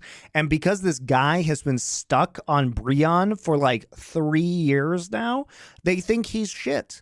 He is not shit. Like, his career dates back to Jinair in 2016, like 2016, 2017. He was on KT. This guy also, his English is excellent, which is another reason why he probably should have come to the West sooner. And he's more of an outgoing personality. So this guy, I think, had stayed in Korea for too long, being on bad Brion rosters. Like, he is actually good. This to me makes more sense as a signing than Pyosik did, even though Pyosik was the literal world champion last season. Because the value you're going to get from this guy, like the amount you're spending versus the amount good he is actually, you probably get a great value here. You probably get a very, very good value. No, I hinted at it earlier. The only problem I have with this team is just who they kept as ADC. Like, look at the rest of the team. Impact came in. By the way, I still think Impact's really good. If I'm Cloud9, I'd have been going ham to get Impact back. I think he's one of those players. Every year he's good. Every single year of his career. You've got who's actually, like you say, like I think a sleeper, really good pickup. You kept APA, who looked pretty promising, showed some stuff. CoreJJ is your team captain. Why they've kept Yon is the one that just puzzles me. How many chances does this guy get? I don't get it, mate. He's just very mid to me. He's just whatever. Well, especially because there are a bunch of rookie AD carries that are starting within this league. Why couldn't they get any of them? They're clearly not going with the Korean language speaking project because they kept APA. And look, does APA have a limited champion pool? Yes, he does. What I like about APA, though, is he actually tries to make plays, right? If he can work out some of the champion pool issue, expand his champion pool, he is an aggressive player. He is rather fearless. He will go in and try and be the guy, and he doesn't play like a damn coward. So I'm willing. He was kind of slotted in at the last second, halfway through a summer split. He hasn't had that much time to develop himself. If he has been able to do a lot of good work at their boot camping and their training in Korea, if he's able to expand and like get some really good coaching during his time in between seasons, then I think we have to see if he's going to take the next step. But I think he deserves to at least try to do that, right? Monty, you know, there's a story that came out that connects to last week's opening discussion about Doublelift's career. Oh, boy. This will blow your mind, Monty. Imagine Doublelift saying something which doesn't even make sense from what he's saying the day earlier. Imagine that premise. So you know how Doublelift chose to retire, and it's because teams aren't building top squads and they're not competitive. Plus, he has other things he wants to do in his life now, and he wants a family. Yeah, that's all nonsense. He was apparently going to join Team Liquid. You know how that other time he like took a step back and he didn't want to play anymore and he had problems with TSM, except actually he was going to be in TSM or Evil Geniuses, but it didn't happen. And so then he just turned against it. Like, I've seen this film before, guys. What is this? Like, this guy's so two-faced, it's nuts in it. The joke is, though, he's not even intentionally two-faced. I genuinely believe at the end of the day, something inside his brain does like a little Men in Black, like, and then he just forgets all that he said. He wakes up fresh the next day and just reacts fresh to everything. He goes, actually, you know what? I want to retire. It's not for me. League of Legends, not really the game for me. I couldn't have done another year. Like, and then a day before, you're like, what? You were going to sign without it? Like, this guy's nuts, mate. He's so ridiculous. I almost love how predictable he is, though. Why didn't he join Team Liquid? Because it seems like they could use him. Frankly, he'd be a massive upgrade. Well, I don't know if this story is true. It did come from ye old Leak Central. But supposedly the story goes that people claim Dodo, the GM, like blocked him. Because if you remember, Dodo was one of the ones when he got kicked out of Team Liquid that supposedly wanted him out the door. And if you don't know the Dodo guy, he is way more I know he is like Korean. He is way more sort of the Korean ethic of sort of like, if you're going to be someone like Double It has been known to actually straight up say out loud, split doesn't matter. Like, Koreans don't fuck with that. I'll tell you that right now. That is not what, you can't just go, you know what? I think I'll start working this summer, mate. I mean, it's February, bro. You know what I mean? Like, that, to be fair, that same guy then turned around and hired Summit, and he also built the $7 million roster super team. So I'm not sure that guy can actually be trusted in terms of GMing at this point in time, because it feels like maybe you do get double lift, because if you actually have a decent carry on that roster, because honestly, like, that was Liquid's problem last season, is that their carry positions of mid and ADC were so weak that there was no chance of them actually doing well. And now you have Impact instead of Summit, who's a weak side player. Who the fuck is going to carry this roster? Like, I could love Umpty, but like, who is Umpty supposed to help here? You better, Liquid fans better be praying that APA becomes a boss mid laner next year, because, guys, there's no hope for Yun. I hate to say it. He's had a year. There was no improvement. It's over for him. It's over for Yun. He's not going to be amazing. You may think he looks amazing at the beginning because he has to go up against Meech, Masu, Tomo, and Bvoy. Okay, a lot of these players are going to be new or are very underwhelming themselves. But there's no shot that this guy does anything spectacular in this coming year. He's not that guy. So you better hope it's APA, or you better hope they make a roster change, because Team Liquid right now has no bite to them whatsoever. And this just goes on with the long list of extremely poorly GM'd Team Liquid rosters that we have seen since the super team version of Team Liquid collapsed, right? It has been a total disaster. They have wasted so much money. The rosters they make don't make any sense on paper. It is wild. I've shit. Sadly, not the era to be a Team Liquid fan, is it? So this is also where I've got to say, that makes me really wonder about the Core JJ angle, though, Monty, because it's implied that, like, he's the one that they've stuck within their team and built around that. If he's having any input into these teams, fucking hang up the phone, idiot. You can let him play in your team, like, but don't let the guy just keep picking. Like, if he's the one vouching for Yon, here's the problem I have, Monty. I'm being serious right now. You got to have skin in the game. If you vouch for someone and then they fail and cost me millions, where's the splashback on you? That means that in the future I have to not listen to you. I have to tell you, shut the fuck up. Like, you're fucking ruining it. Just play the game. I hire you to be the captain, you know, fucking shot call. I'll handle the fucking rosters, mate. Like, because I can't handle how bad these rosters are. And the worst thing is, like, the implication is that it is just some bozo, like, get me Bjorkson. Like, it's just some fucking shit. Get Summit back. Oh, he was pretty good, wasn't he? I didn't stop watching. The Summit one was the biggest mystery. After everything that happened in Cloud9 with that guy's attitude, the fact that you're like, who should we call? Summit? Hello? Big North American contract for Team Liquid? If Summit dies and the Grim Reaper comes to him and goes, would you care for a game of chess? Summit will go, yeah, I lock in Renekton. Or Jace. Oh, that's the analogy. And he'll go, that's actually not viable in this game. It's chess. But I'm picking it anyway. So Renekton. There you go. Like, okay, you lose. What's new? That's where they actually went to Worlds. That's how bad LCS is. That team went to Worlds. That team was in Worlds, bro. But to be fair, they did go to Worlds and lose to Gigabyte Marines, which is banter as fuck. That is fucking hilarious. I want to know, Cordier, right? Which is worse? Failing with the super team and Bjergsen and Hansam and Whipple, $7 million, or going to Worlds and losing to Gigabyte Marines. Like, I don't need, that's a fucking Sophie's choice and a half. That's Core's choice right there. I can't handle that, mate. And yet it keeps happening. In the off season, though, Monty, he hits up, Doublelift gets the tech, hey, you up? Run it back next year. And then Dodo just steps in like the fucking, they're really like Christian, the fucking mom, like, hey, I told you to stay away from that guy. No, you're not coming to my house. Exactly. Listen, after the shenanigans you pulled at prom, you're not coming in. If you really love Deed, wait till marriage. Exactly. Like, I know what you mean. And then of course, I love Dignitas, man. What are these guys doing? So I understand that at one point in time last year, Rich, for a scant few weeks, was potentially an MVP candidate of LCS. He was good. He then promptly fell off a cliff. Now Dove is a mid laner who turned top laner, who then turned mid laner again, and he was a terrible top laner when he was on Live Sandbox, but he became a halfway decent mid laner once he was back in the LPL again. So I don't necessarily hate this signing if you're going to sign like a cheap potential veteran. It really reminds me of the Gory signing that Golden Guardians did, where they actually did get a lot of value out of Gory. Like, Gory is not good enough to be in other regions, but he is good enough to be good in the LCS. And then, of course, we have XU, Tomo, and Isles. What are we doing with these guys? Like, I guess here we go again. One more round.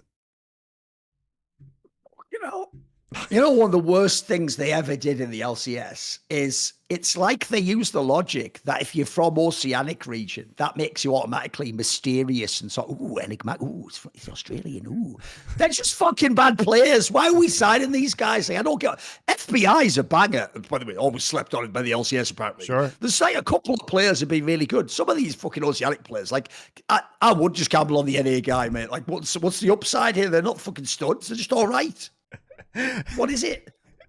I just love the fact that Rich gets another rodeo, man. This is so funny. Mate, all I'm going to say is this. I know that it's a banger line for marketing, but if you're still marketing something like 4 or plus years after he left the game, it's the faker of HOTS. Well, it's a shame we're playing League of Legends then, isn't it? You fucking moron. If this was HOTS, sounds like it'd be a banger signing. Problem is, we're on checks notes, we're on League of Legends.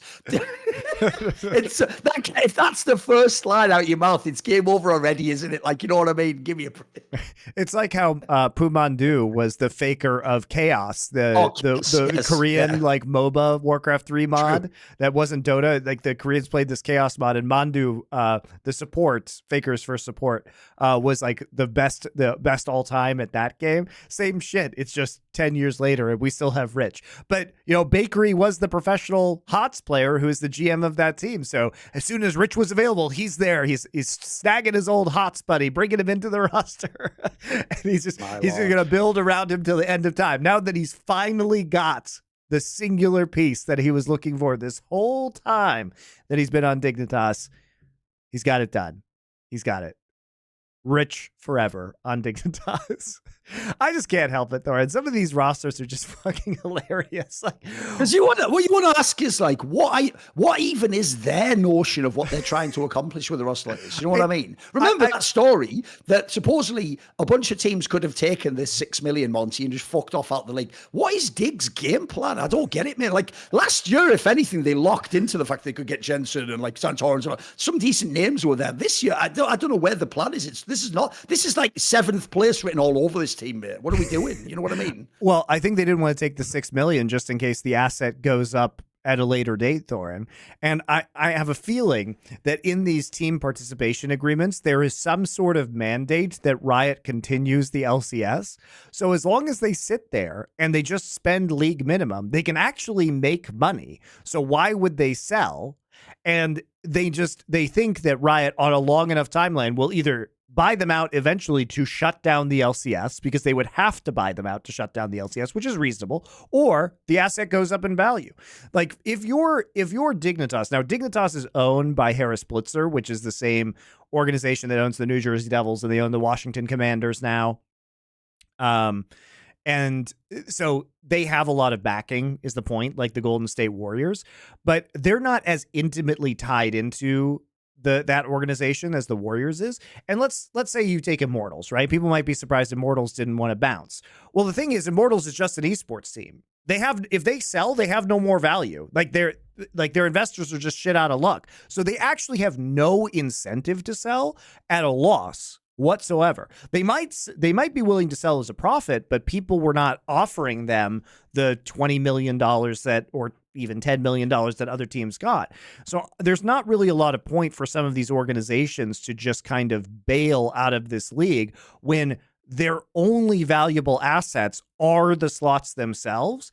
And the thing about these slots is they're either going to go up in value again because Riot figures out the economics of this league and people want to join, or on a long enough timeline, Riot is forced to revenue share with them. They operate at revenue neutral or with a slight profit, so they're not losing money. And then eventually Riot just buys them out anyway, right? They would have to buy them out to shut down the league. So what do you got to lose by continuing to operate with kind of crap rosters? Like, I think it makes total sense. Dignity, will to live, satisfaction in your job, feeling that you've done something meaningful in the world. You know, a lot of things. Sure, but tangibly, yeah. Tangibly, no dollars and cents. The only real god of America. I understand Mammon is your fucking deity in America. It's okay. It's okay. But here's the thing, Thorin. The people that are making the decision about selling the slot tonight or not are not the people who are spending any time on this team. They just hire people to deal with the day-to-day stuff. And at the end, maybe they hit on a good rookie, or, you know, they just pay these people not that much money, take their $2 billion, use it to pay the roster and their staff, and that's it, right? And that's why we have players like Mask and Castle being imported from Korea/Europe, where they were coming up. We have Ole back, who I am happy about because I think Ole is legitimately a good player and is also fucking hilarious. As evidenced by the fact that he was on this show and he told a story about how he tried to quit smoking cigarettes in playoffs one time, which didn't end well for him, which is just one of the most insane things I've ever heard. Go back and watch that episode. It's very funny. But yeah, Ole is back. He frequently climbs up to the top of the Korean ladder. He's been, you know, top 3 on the Korean ladder on multiple occasions. I'm actually just shocked Ole can't get an LCK team because I think he legitimately is good enough. But here he is on Immortals with Tactical, the bot lane that nobody wanted to see.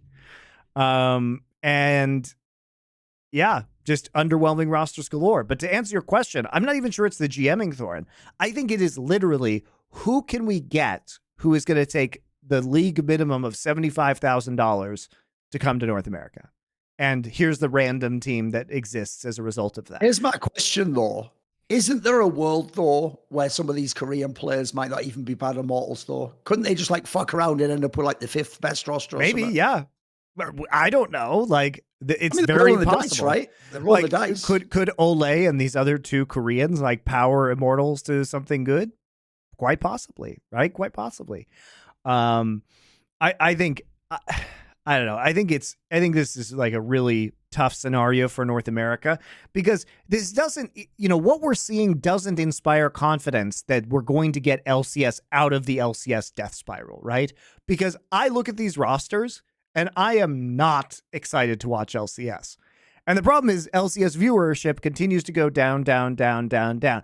Now, Doublelift's not going to be playing. Even if he's co-streaming, he's going to be less of a draw than if he was playing, because I guarantee you more people want to watch Doublelift play League of Legends than want to hear Doublelift speak. Because, like, have you heard Doublelift speak, guys? Takes a very particular kind of person to enjoy that. Whereas I think most of us League of Legends fans can enjoy Doublelift playing the game to at least a certain degree. Monty, I can't believe I didn't think of this earlier.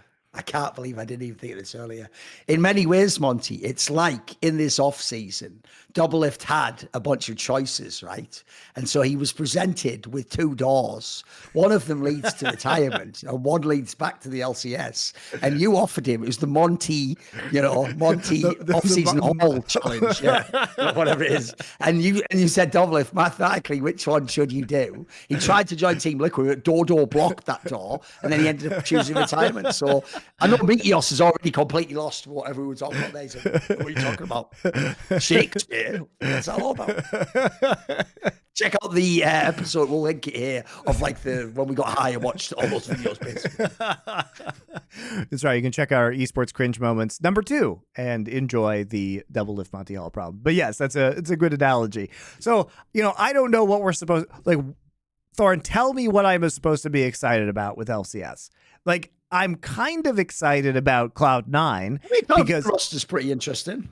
Yeah, do I wish that Wonder was on this roster instead of Fudge? Fuck yeah, I do. Do I wish that Impact was on this roster instead of Fudge?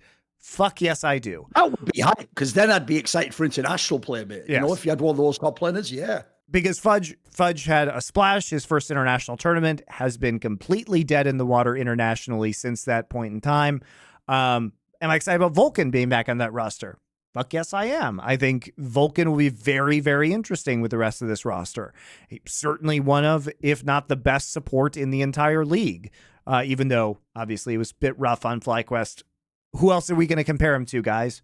Yeah, tell me who the best support in North America. Are you still saying Core JJ? Like, come on, really? I think it's probably going to be Vulcan next year. Not a lot of competition at the NA support position. So this roster feels like if Cloud9 doesn't fucking win, it's going to be pretty crazy. Because even though we like FlyQuest topside, it's not like Jensen is in his old form. Inspired's been on a break. I saw what happened to Jensen on a break. He lost his whole champion pool.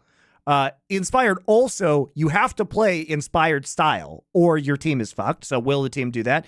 They also have Busio, who's on his second season, and Masu, who is a complete rookie. So not going to take them. But Cloud9, this roster, anything less than the LCS title in spring is a massive letdown. Massive. I mean, bearing in mind, two teams go to MSI, they're a lock for MSI, it feels like. If they don't, they've absolutely failed the whole fucking project. Like, I agree. It should be #1, minimum top 2. In fact, you look at the team, it's not even like Fudge in theory should have problems in LCS. It's just, again, I don't believe in him internationally. I've just seen too many times where I think it's just whatever. So it's more an international player I'm concerned about. But even then, by the way, if Jojopyun does develop into the player everyone hopes he will, like the joke in this team is you have like 3 players that can be the MVP. It could be Blabber, Jojo, or fucking Berserker. Like all these players can be the absolute best at their roles. So, and I think the Vulcan sound, like you said, it's just a slam dunk. You basically shored up all the weaknesses minus the Fudge factor, as it were. But it's not the end of the world. Look how shit the other rosters are, boys. Compared to that, this is a super team. Yeah. And even, like you say, FlyQuest, which might be everybody's, like, next best team, is still going to be dependent on some level of rookie performance. And then outside of those two teams, like, NRG, well, they're a known quantity. Maybe they run it back a little bit, and those are the top 3. But after that, it's a complete unknown. Like, I feel like it is very, very difficult to even start to consider who would be under that. And it's even hard to get excited about these teams. Like, I guess I'm minorly interested in seeing how Sniper does, but it just feels so lackluster. And on top of that, Thorin, the other reason it's hard to get excited about anything in League of Legends right now is because they haven't fucking told us when the season is starting.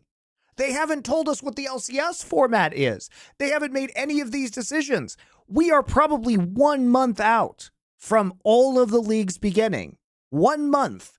And we have no start date, no format information outside of the minor changes that have been made in the LEC, which I do appreciate that they released that info. But when are the fucking start dates for these leagues? When are they? That's the maddest thing to me about the idea you announce Like, this is where, by the way, esports is literally like model UN. Everyone is pretending to do a job they'll never do, and it's just a LARP for funsies to be like, hey, look what I'm doing. Because if this was a real sport, Monty, when John Needham announces 2 teams are exiting the league, there's a press conference, and people then put their hand up and ask him, so then how will this affect the format, since you previously played a format where X number of teams made the playoffs and you had 10 teams, and it was, so how will you be addressing that? And he would either say literally that day the answer to that question, or he would say something like, I'll have that information for you in 2 weeks at, you know, the next thing. No, we just sit here, everyone, including all the journalists, just like, oh yeah, shit, there's no format, true. Like, and we're just going to wait until, because at this point, remember, like, they're not going to announce it now, Monty, so Christmas is coming. It'll be January.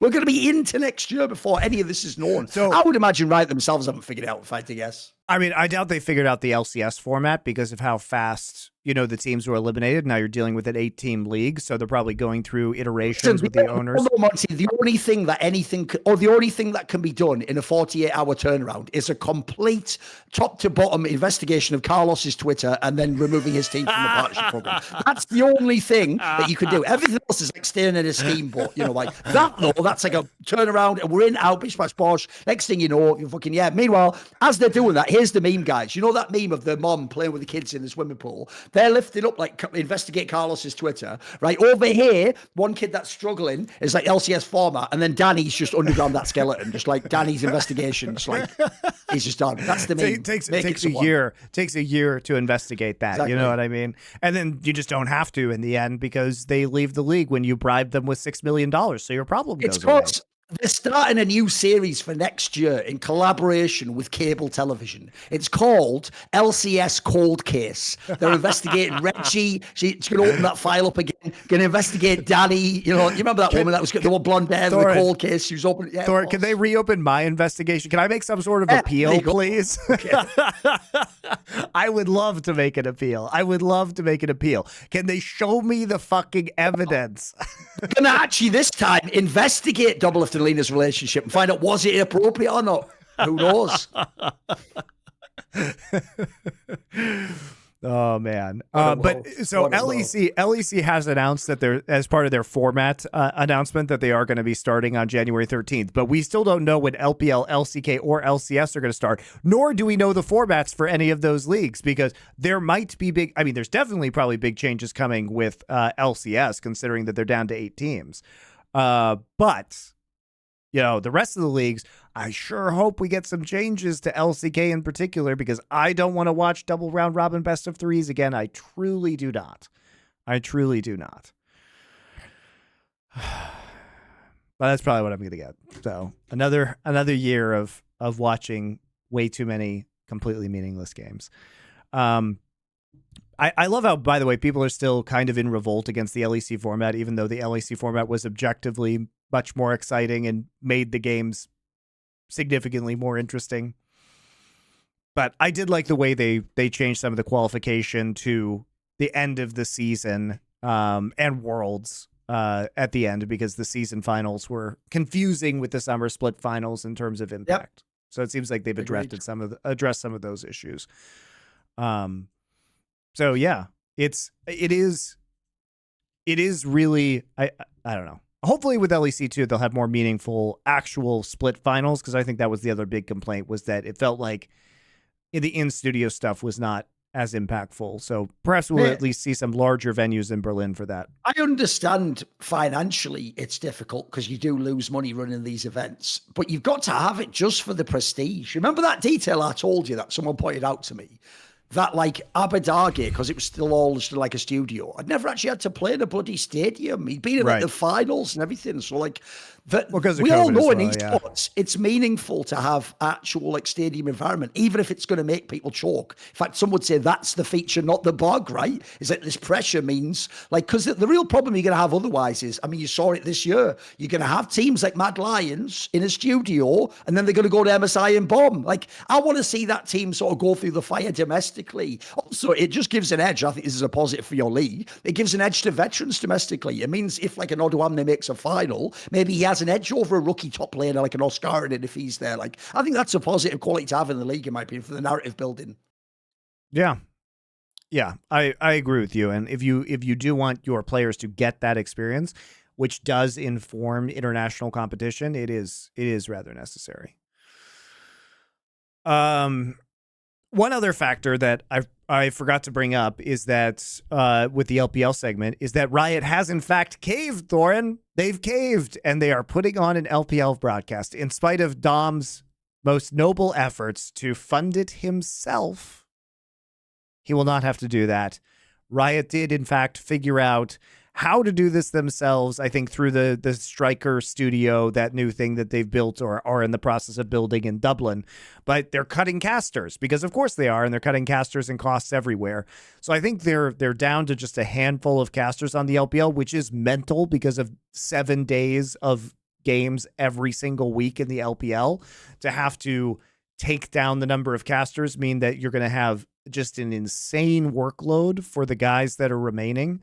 Because I think Basil announced that he's not going to be casting it anymore. So it's getting very, very rough out there when it comes to casting. And at least there will be a Riot version of this. Kitty girl is no longer going to be on the LPL as well. Kitty as well, yeah, which sucks because I think both of them were good.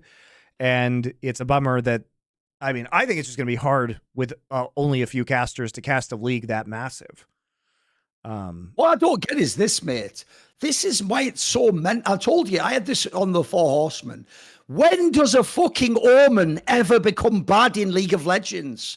So I'm being told all the time, this is the future sport, Monty. It's going to be as big as the NFL. It's literally going to build out. Riot are geniuses. All their choices in making the LCS and these circuits domestically siloed was a genius decision that's progressed esports beyond the mere profane, heathen world of open circuits that I come from in games like CSGO or Dota or StarCraft or Quake. And instead, this is supposed to be the superior product. So, right, imagine this, Monty. You know, now in America, they do have broadcasts of the English Premier League in soccer/football, sure, right? That would be considered a boon for the English Premier League, right? They can brag. Even in America, a market that traditionally wasn't interested in our product, we now have our own dedicated broadcast so they can enjoy it too. If you then had to announce next year we're getting rid of that, that would inevitably, by the same logic, have to be a bad thing, right? It would imply less interest in your game, less how can it be good? The best league in the world, despite Monty's joke about LCK, is the LPL. It is the most high quality, high level,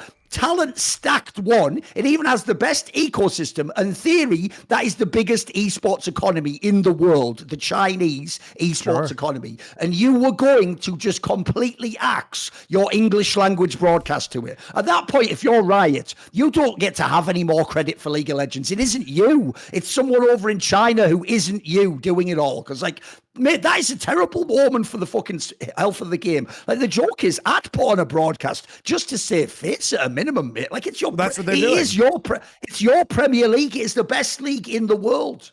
That's what they're doing, Thorin. I mean, it was basically the Chinese side of things that decided to cut the budget, and Riot was this was dropped onto Riot HQ, and Riot HQ then had to scramble to make Dom not look like the hero of their own fucking game to get this broadcast together. You know, they had this dropped in their lap by the Chinese side of things, who was unwilling for whatever reason to pay, frankly, a pittance. Is that what you're saying almost certainly is what went on. It wasn't that Riot was just sitting around, what do we do about this? And eventually this is that. It's like they were like, the Chinese are cutting the LPL English broadcast. Whatever. We don't watch it anyway, do we? Sir, Dom is about to be a community hero by saying, what? Right? Action stations coming. There's got to be someone we can call. Get it done. Like, thank God. We don't want anyone except for us to ever appear to have done something good in this game. Thank God. I'll be able to sleep well tonight knowing that Dom didn't get to be a hero. But P.S. Dom, I hope you enjoy that career in that free game I made for you, dickhead. See ya. Whatever you do, don't punch your nails. It is so stupid, though.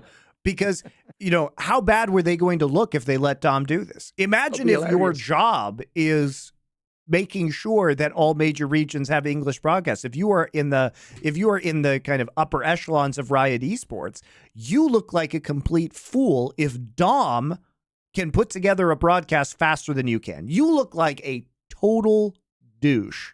So yeah, they had to do something, because if Dom were to put on a better product than the old LPL English broadcast, imagine what the fallout of that would be, Thorin. Imagine if Dom figures out how to sell sponsors on that broadcast. Because here's the scary thing if you're Riot, Thorin. Do you think that the Chinese side is going to give a flying fuck if you sell sponsors against that broadcast? Don't think they will. Unlikely, it feels like, yeah. Don't think they will. If you're footing the bill, I don't think you care, mate. Exactly. So if you're, obviously you couldn't have any like, liquor or gambling sponsors or anything like that. But what happens if your sales efforts actually go well, right? And that becomes really dangerous because one thing Riot has been ludicrously incompetent at is monetizing the English streams of LCK and LPL. And there is no reason why LCK English can't have its own sponsors for an English-speaking audience. Are you fucking kidding me? You can't extend a Red Bull sponsorship to that you already have. You can't extend a MasterCard sponsorship that you have to that. It is crazy, especially how many viewed hours are on the LCK English broadcast in particular. By the way, more than LCS. You could actually sell it better than you can LCS. So why can't you have that sponsor on that broadcast? They probably just didn't give a fuck and put any effort in. Yeah, I mean the reason is obvious because the Korean and Chinese people who are in charge of those broadcasts have no idea how to do sales in an English language market, and they're not partnering with agencies in the West who can accomplish these goals. I mean, that's the reason, guys. That is, they don't want to manage it, and they don't care because Riot isn't making them make money because it's a marketing exercise for the game. Now, the team. This is where you're all so impressed. Like they do worlds. Oh, great job, Riot. You're amazing. Still pioneering esports. What's that? At the almost Riot Esports Awards, as it should be called now. You've won, swept it again every year. You win all the awards. Oh, wow. It's almost like there's a rioter on your panel making the votes. Oh, shit. That would be crazy. Maybe you just investigate that in 7 years with like the LCS people or something. Basically, like, everyone wants to give Riot these crazy 10 out of 10 grades. Like, I've just seen other esports guys. I've seen real businesses. Like, I'm like fucking old school George Tip. Yeah, like, I'm not impressed with your performance. Like, it's just all right. Like, they just hold the line or they do like a 7 out of 10 job. When does Riot ever do a 10 out of 10, mate? When do they ever knock it out the park, come with some amazing shit? By the way, if anything, this is where, Monty, here's what I also despise. So you killed pay-per-view, essentially, through the Twitch streams for the LCK when you made the LCK. If you don't have anything for the LPL one, why not try pay-per-view, you fucking moron? It's the best product in the world. Why not actually try like a small thing for people who want to pay and you get a bunch of side features and just scale it appropriate to the costs? Like, that would even be the best chance to try it if it was getting shut down. Like, what's there to lose in that analogy? And the product could carry it. Like, I'll tell you what, Monty, I'll tell you immediately what makes me pay for an LPL pass for the English broadcast. It doesn't even need the best casters. Have some of the same casters, have Lyric and Hysterics and these guys. But what you do is this, you just give me 2 features. One, I want all the VODs timely fashion on the website. Perfect. Because everyone knows what a nightmare sometimes the LPL VODs are. And then 2, just give me the pro views. Give me the fucking pro views as part of my pass, and I'm paying. True. Spoiler, I do have investment in the company who made pro view, but I'll pay for that instantly. I would pay, and I even own the fucking company that makes the program. Yeah, it would be great to have those pro views back, especially out of China. Would be really amazing tool. And it's something that I would pay a premium for as well, especially because if I could use it to make content, be amazing. Like if I could use it on my Bangers Only streams. Using Worlds Pro. Like when you show me the fucking, think about the clips everyone's loving from T1 this year. So there's 3, right, at Worlds, Monty. There's the Order Rel Flash, there's the Faker Azir Shuffle, and there's the Gumayushi 1v2 against Ruler and 369. Show me those in the pro view where he's clicking and it will look even sicker. I guarantee you the Rel one probably looks bonkers. Like the Faker one, I want to see where he was looking, where was his screen at the time. Like this is what we want to see, but the replay of that would be the shit. At least LCK. So the LCK observers are typically very good at doing replays of first person within the LCK, but we just don't get that at international events because they have a different production workflow. So had it been an LCK production at Worlds, we would have absolutely seen that, especially with comms. That is what they do. We've had that tech for years now, guys. Like let's get it going. Let's see how good let's see where they did click and what the moves were and how smooth it was. I want to see that. Yeah.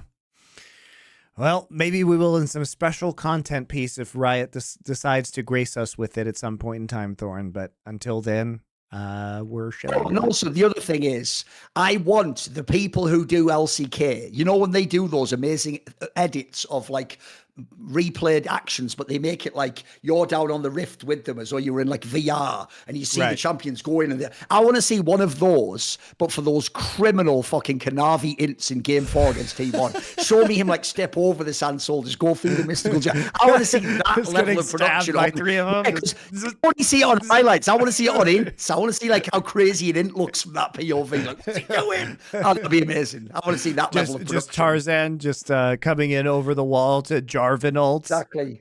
Yeah. They would have showed crazy. that too. I can't believe that still. I still can't believe that. I'm actually hyped for LCK observing to start again. I'm hyped for that. Yeah. They do too many replays, but a lot of those moments and a lot of what they pick out on the map is second to none in my opinion. All right, Thorin, you have any other topics you want to broach this evening before we go into viewer questions? I think we're all good. We missed viewer questions last week, so I think we'll probably have a longer one this week. We will take a quick break, guys. Go to the bathroom, get some more drinks, refuel, and then we'll be back with viewer questions. We're back with viewer questions, which is also an excellent way to support the show because you get the double benefit. One, you get to support us. We get a good cut of the ad revenue of the subscription. That's how you ask questions, and you get to ask a question which may be answered or rebuked / dismissed / reviled. You never know. That's, take your chances. You see how you get it. So what you do is you basically go and you get a subscription to our Discord, the Last Free Nation Discord, and then there's a chat questions in. That's right. And then I read the questions, but we don't read your names a lot of the time. So if you ask dumb questions and Thorin yells at you, then nobody knows it was you being dumb. Is T1's running? Half the time I noticed the people are just like, "Hey, that was me. I asked that question. He completely wrecked. That was amazing, wasn't it?" Like, people for some mad reason, there are people who want to be flamed by me. Like, I've met people in real life where they're always like, "We recorded a video of my friend insulting him." It's like, I mean, I guess okay, which I'm doing there. Look, some people are just masochists, man. Don't judge them. Is T1's run at the World Championship this year the greatest run ever at Worlds, given the level of competition? How dare you? How dare you? Given the level of competition, how they set the meta, and their sheer dominance from the Gen G game moving forward, I think there is a good argument. Also, is there anything to explain the core's dominance over the LPL at Worlds? They have a combined game score of 19-2 against the LPL from Worlds 2022 and 2023. So this roster does, in fact, have a 19-2 score. Those losses coming against JDG and BLG at MSI this past spring/summer.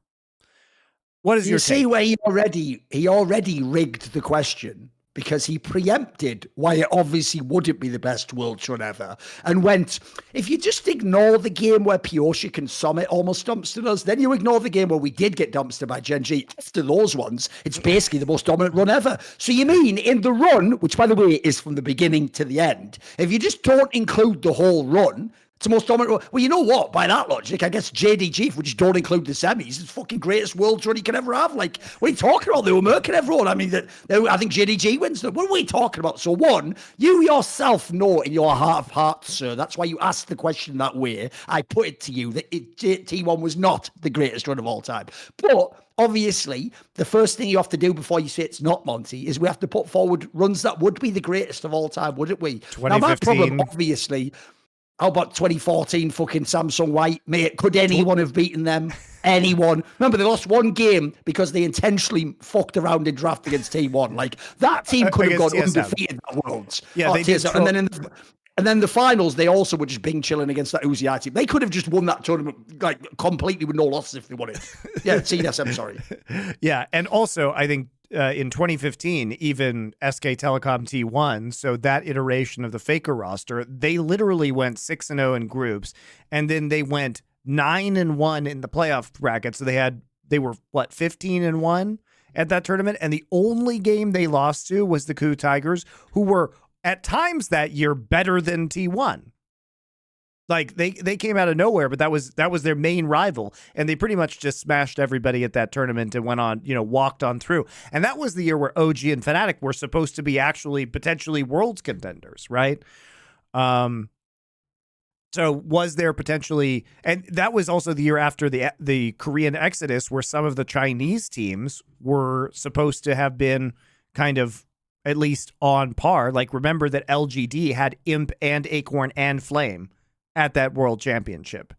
So some of those Chinese teams were supposed to be good. Like Kakao and Rookie were on IG. These were the winners of tournament. These were literal champions of Korea the previous year. EDG was there with Pawn and Deft. These were all champions of Korea the previous year. So you tell me, like, in my mind, 2015, when you have all of these Samsung players and KT players who were actual champions in spring, summer, and the World Championship from 2014, and you have SK Telecom coming through that event and going 15-1, I think that sounds pretty dominant from T1. I also thought Damwon 2020, it's pretty fucking dominant too. So, because the big problem with this is, obviously what spoils the run for T1 is everything's, look, like beating LNG's awesome in quarters, JDG's amazing. So, Weibo shouldn't even have been in the final. That's the problem. Weibo's kind of a patty cake finalist. Yeah, so that ruins that a little bit more. The difference is, like, the Suning team that did the run in 2020, they looked way more legit than fucking Weibo did. Like, the joke, like we said about Xiaohu is, it's inexplicable how he was in a world's final. Like, this isn't even vaguely him playing at his best. He played average as fuck. He was in the finals. Like, the Suning team had people popping off when they made it there. I think the biggest problem with T1's run this Worlds is, unlike DRX's run at Worlds last year, where DRX literally had to take the hardest road to the finals and the championship, the big question that will always remain about this year's T1 run is, could they have beaten Gen G? Because remember, they have spent the last 3 domestic finals getting their cheeks absolutely clapped by Gen G. And the fact that we will never know because Gen G themselves imploded, like, if it was Gen G in the grand final, I think maybe you do have an argument that T1 has the greatest World Finals run ever. But they never actually overcame Gen G. They lost to Gen G at this tournament, and then we never got to see them play again. Like, how can we say that this was the most dominant run, given the context of Gen G versus this roster? This roster lost 3 out of 4 domestic finals to the Gen G roster. So it's hard. I think it's hard to give it to them as the most dominant run when their main rival over the last 2 years exploded and didn't face them again after beating them. Based on the rundown we just did, I think I'd have it 4th. I would have Samsung White first, T1 2015, then I have Damwon, and then I have T1 as number 4. Pretty good still to be top 4 all time. That's pretty nice. It was a good run. Don't get us wrong. Sure. We're not trying to shit on it, but being in the top 3 or 4 is very good by World Championship standards. It was a very, very good roster this year. It was a very good run, but it probably wasn't the best one ever. Have you listened to the VMV's newest album, Electric Sun, yet? Yes, I have. If so, how did you like it overall, and what are your favorite songs? And thank you for introducing me to them a couple years ago. We mentioned them on SI. They've been one of my favorite bands ever since. And question for Thorin, what's your favorite rap album of all time, and why do you like it?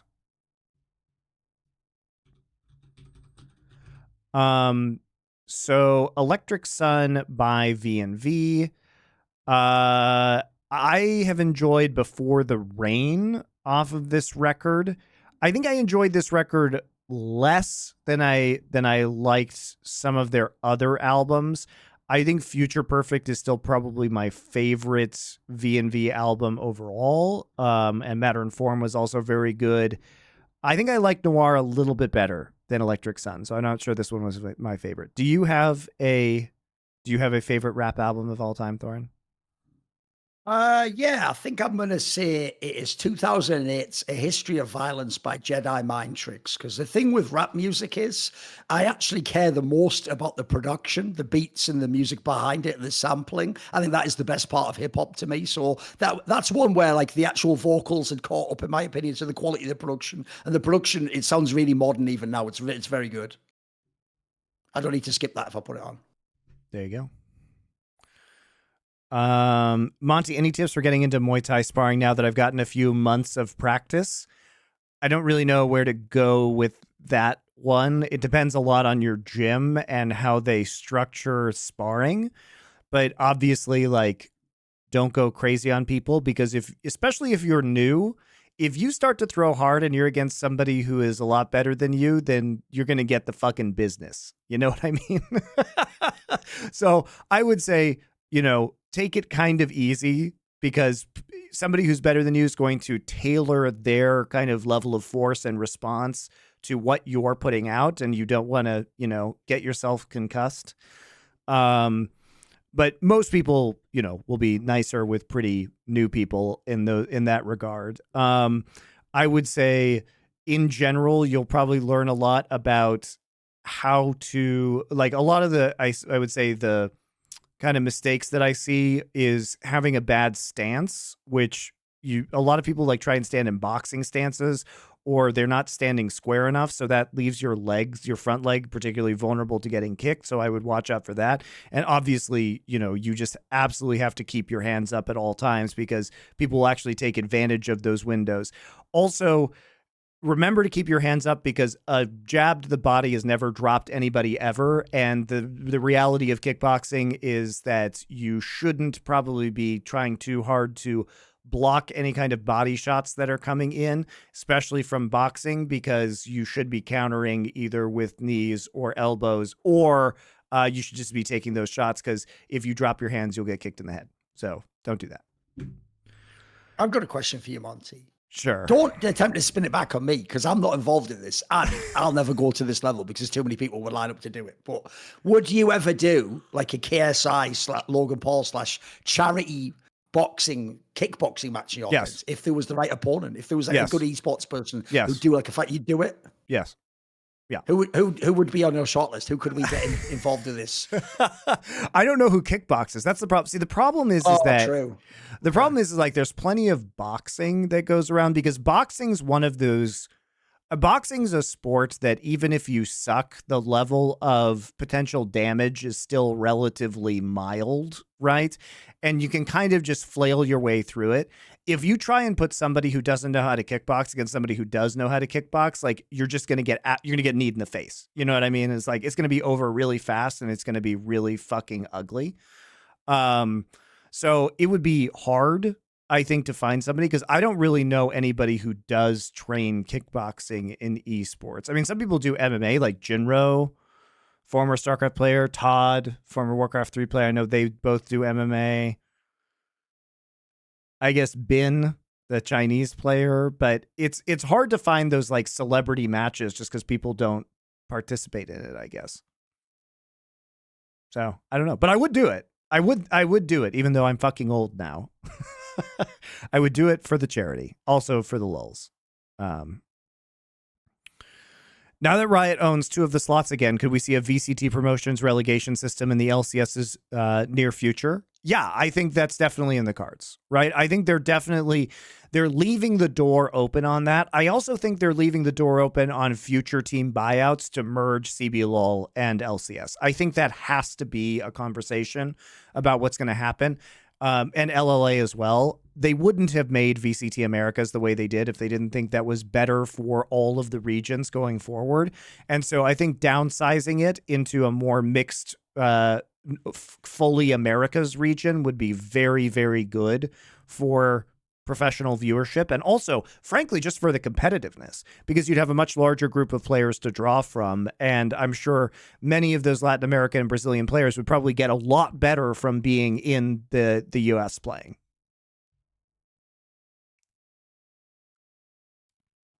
So I don't anticipate that they're going to fill those slots, and whether it's a promotion relegation thing or whether this is kind of a iterative process where they like buy back a bunch of slots and merge the leagues, I don't know, but I would think that would be it. I actually do think that you need real relegation from LCS. But here's the thing. I would just do it like this, Monty. I would make it only one team can get relegated. And what I would do is I would just make the relegation tournament very sturdy. And if you can really lose like 2 best-of-5s against some fucking challenger team, maybe your team does need to leave the LCS. You know what I mean? Because that whole thing of like, yeah, but otherwise we're wasting millions. You're doing that anyway. We've just seen that that's what you did every year anyway, and you can waste millions and next year have no lineup. So all you've changed is you made the league worse, because here's what I don't like, Monty. You know, people like Licorice, like fucking Gory, etc. They could go to a challenger team and get back in the LCS, whether anyone wants them or not, by winning those spots. That's one thing I always appreciate, that if you were a Jizuke type person, you don't have to sit and hope that some bozo in Shopify Rebellion thinks you're good at League of Legends. You can just beat whoever he thinks is good and force your way back in. I've always thought that was a very sort of meritocratic approach to esports, actually. Yeah, I mean, it would be nice to have some of that system back. I think it would hype up people, at least in LCS, and make it a unique prospect for viewing as well. Choose one movie you like, but thought the cast wasn't on point, and suggest only 2 cast changes to make it better. Ooh, okay. I think I can do this because I think usually when a movie is good, it is because of the cast. So it's a tough one, actually. I've got a great one for this. It was actually something that I was we were discussing on one of our shows the other day. So I am going to take the 1998 version of The Man in the Iron Mask. Now I want you to listen to the cast that this movie already has. I thought that was a pretty good cast anyway, mate. It does, but with one glaring flaw. Jeremy Irons, John Malkovich, Gerard Depardieu, and Gabriel Byrne as the Three Musketeers plus Gabriel Byrne as D'Artagnan. That is a fucking mega cast for the Three Musketeers. Really, really good. So the problem in this movie is the fact that Leonardo DiCaprio is fucking terrible. He is so unbelievably bad, because there was a point in time. So if you guys remember Leonardo DiCaprio when he was like a kid in What's Eating Gilbert Grape, he was really good as a kid actor. Then he forgot how to act for a long time. Basically from What's Eating Gilbert Grape to Catch Me If You Can, he totally forgot how to act. And so he is so terrible in The Man in the Iron Mask. And the worst part of it, Thorin, is he not only has to play himself, he has to play his own twin. So there's 2 terrible Leonardo DiCaprios. So I don't know, like, put Johnny Depp in this fucking movie. Put Johnny Depp in the place of Leonardo DiCaprio, and this movie is a banger. Because I, as a big Dumas fan, obviously, I want this movie to be good. And I am so sad that you wasted the Jeremy Irons, Gerard Depardieu, Gabriel Byrne, John Malkovich fucking Musketeer Corps, because Leonardo DiCaprio just is unreal terrible. So there's my movie. Okay. This is a tough one. I'm trying to think of one. The problem is the idea the movie has to be good already. That's the one that's killing. There's plenty of movies I think you could make way better with the cast changes, but one that's already actually good. I'm trying to think who would even be appropriate for this. Well, it's one movie you liked. It doesn't necessarily have to be good. that is a distinction. What did I like the last few years, though? I'm trying to think.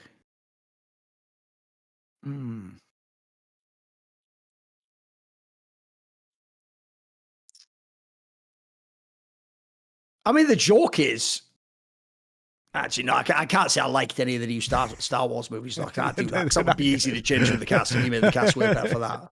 What are some recent movies I could think of that would even apply to this, though? It has to be good, but not already amazing.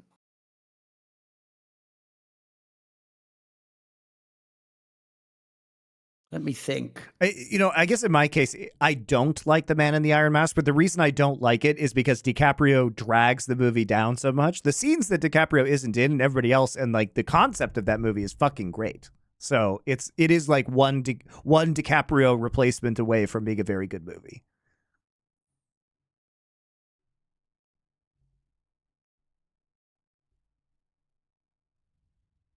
I don't think I've got one, mate.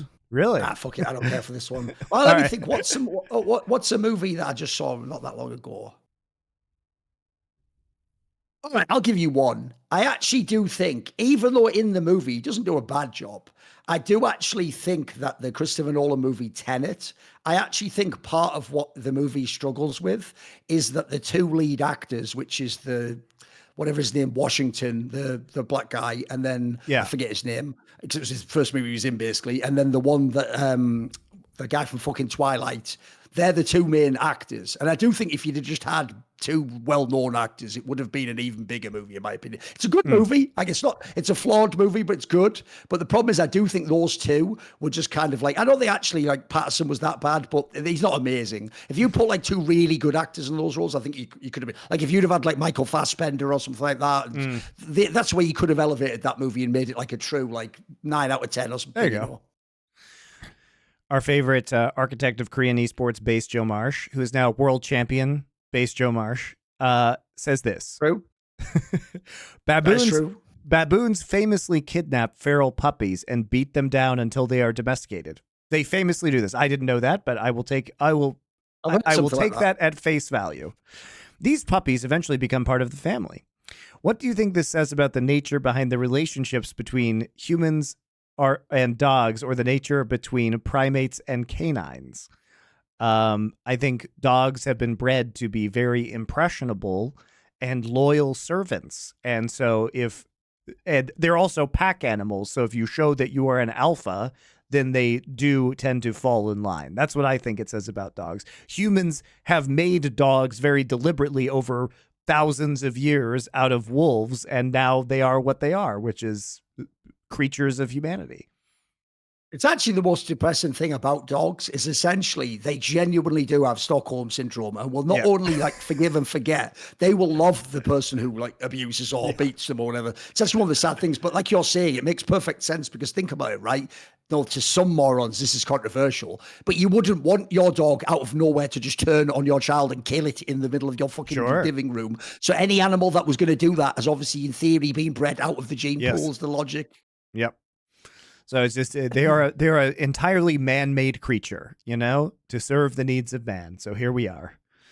If the LFN members were an imaginary hot pop idol boy band featuring Monte, Thorin, Dom, Richard, Degon, what would be their roles in attracting concepts, selling points? So if we're like a K-pop band, which boy type are you, Thorin?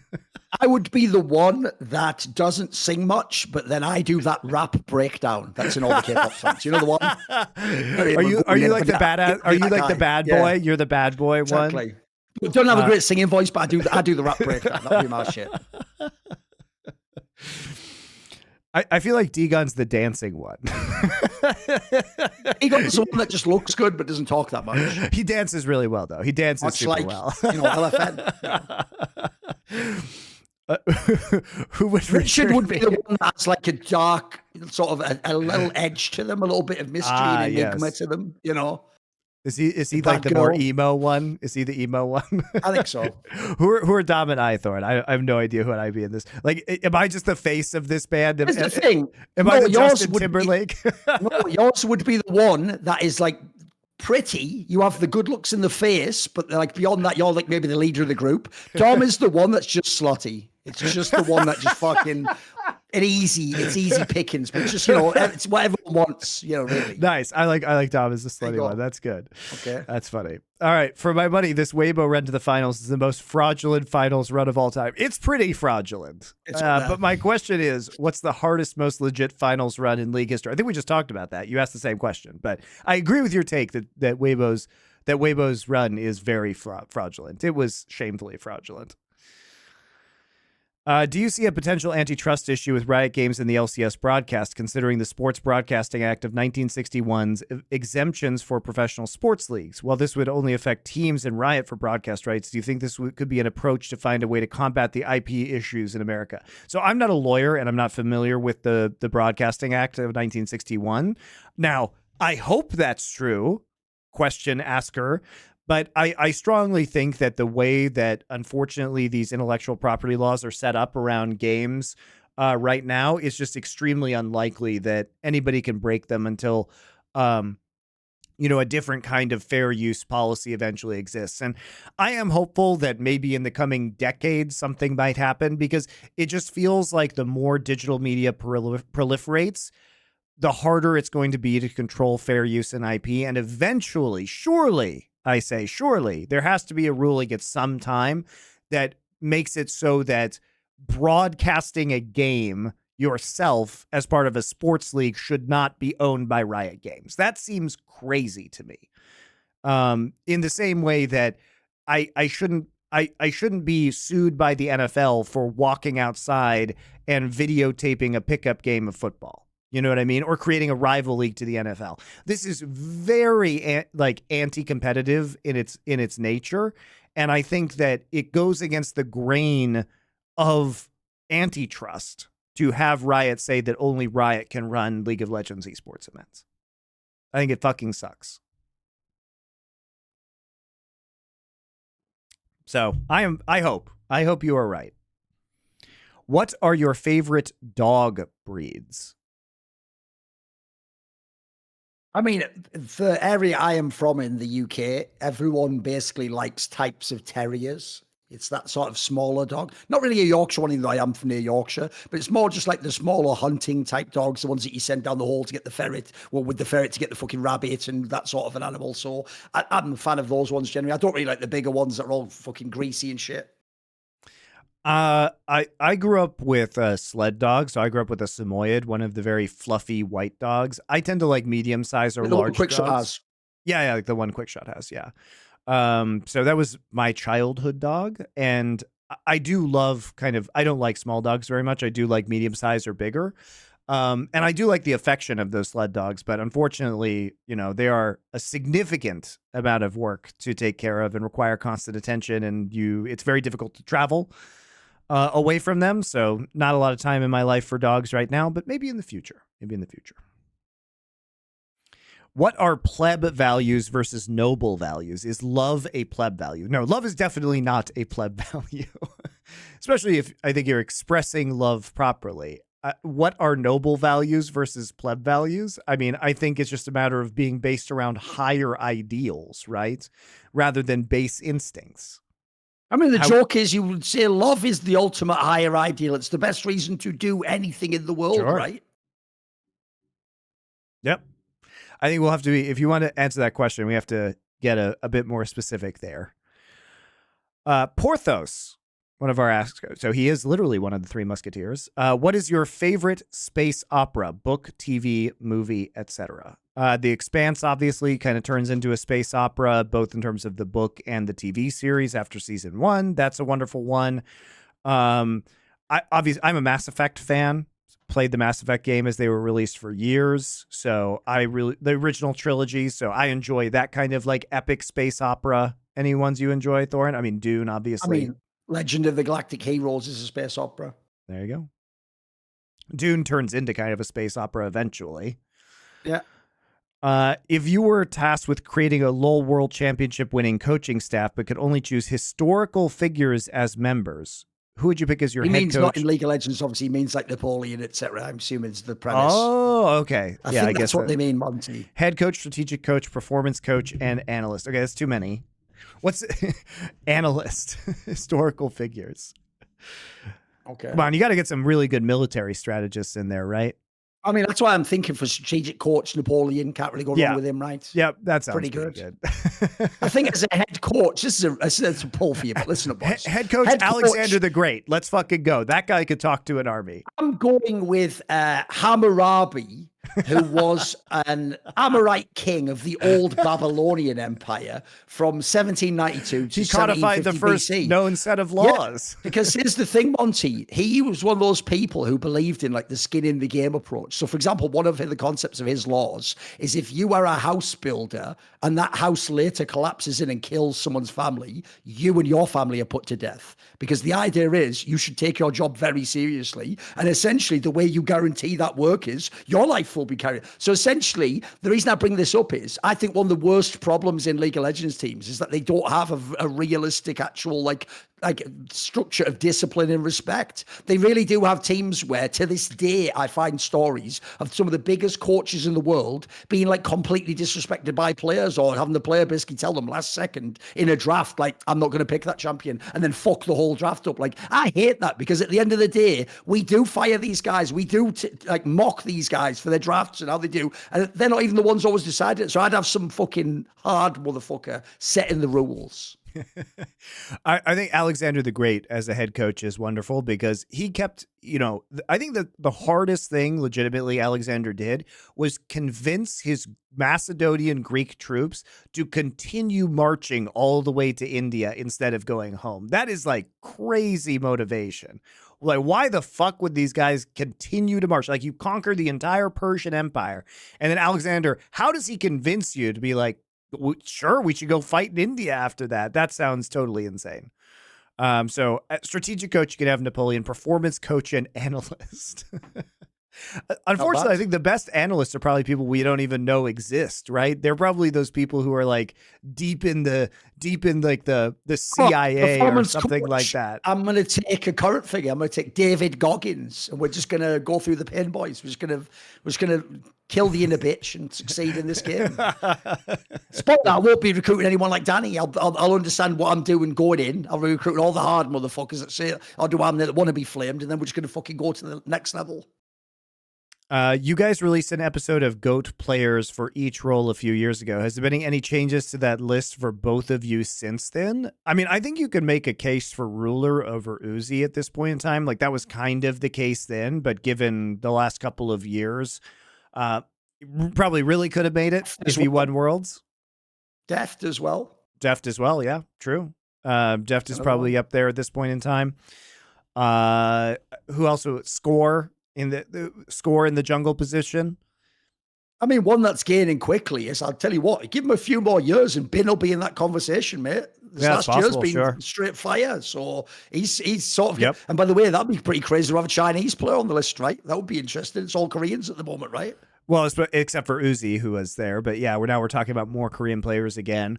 I mean, Faker obviously is not going to be, taken over. Who did we have we had Mata as support.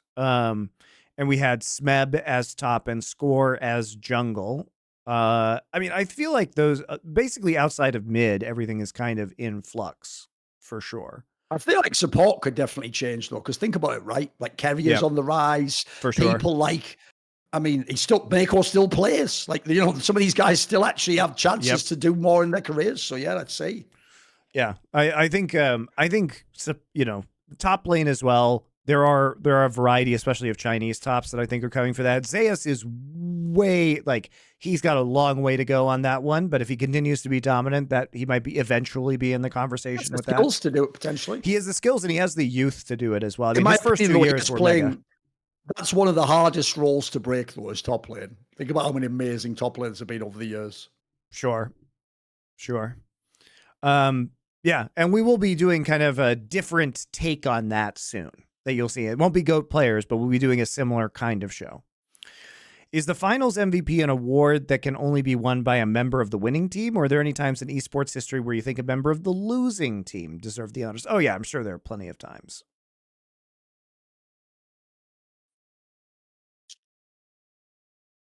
I would have to go and look. Like, off the top of my head, the time that Samsung lost to T1 in 2016, it's possible one of their players could have had it in the finals. Like, I'm sure it was an amazing series. It was 5 games, if people remember. So I'm sure maybe like, who knows, maybe someone down one could have won against EDG, another 5-gamer.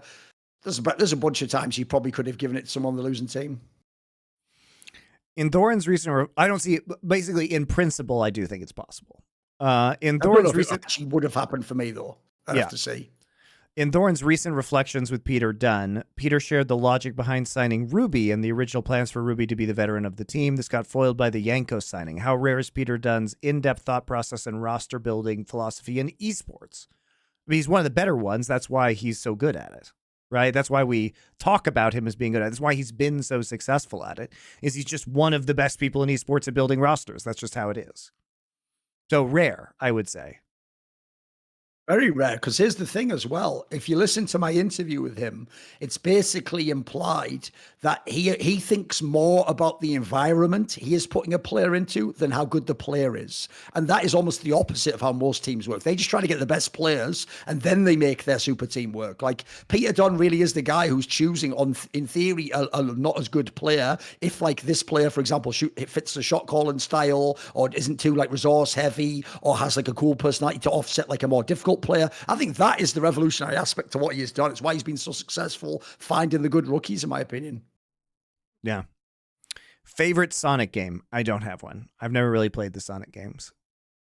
Probably just one of the first ones. The first couple. The original Genesis ones. Yeah. Keria and the way he morphed the meta of supports this past year's World Championship is quite reminiscent of the way Jonak morphed how supports in the first season of Owlet playing. All right, I see it. I see that comparison. What other cases of if he can do it, so can I, immediately followed by, yeah, but you're not him, can you think of across esports history throughout multiple titles? So like a player who was very unique in their role. I mean, I think you could have said that about Mad Life in the very early days of Mad Life. In fact, I think what's funny is in Overwatch League, we were comparing Jonak to the kind of breakout season of Mad Life in 2013.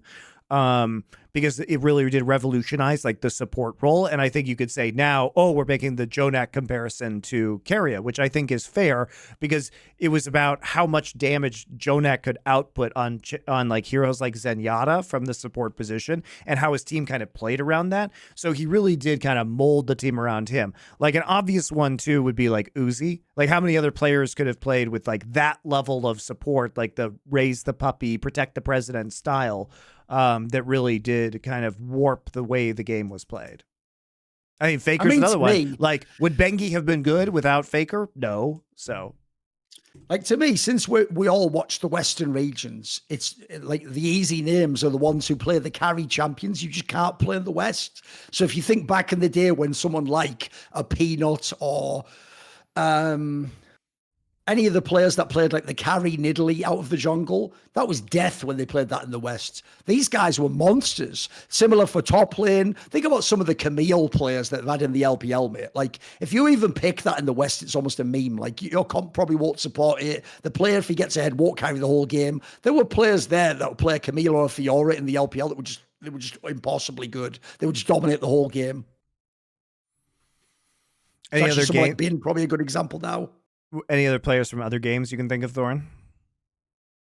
I mean, the obvious one to me is like Savior in Brood War, because the joke was when Bisu did those builds for Protoss, people did copy them and they worked. Like, it made actual all of Protos's win rates go up. The shit Savior was doing, it wouldn't matter if you copied it. You can't do that because you don't have his like in the moment decision making. So that's like an example where even if he did beat all the Terrans, no one else could, and some of them were more skilled than Savior. So I think that's a good example because essentially people don't know he was like a fucking he was a Napoleon-esque figure with like battlefield tactics and stuff. So yeah.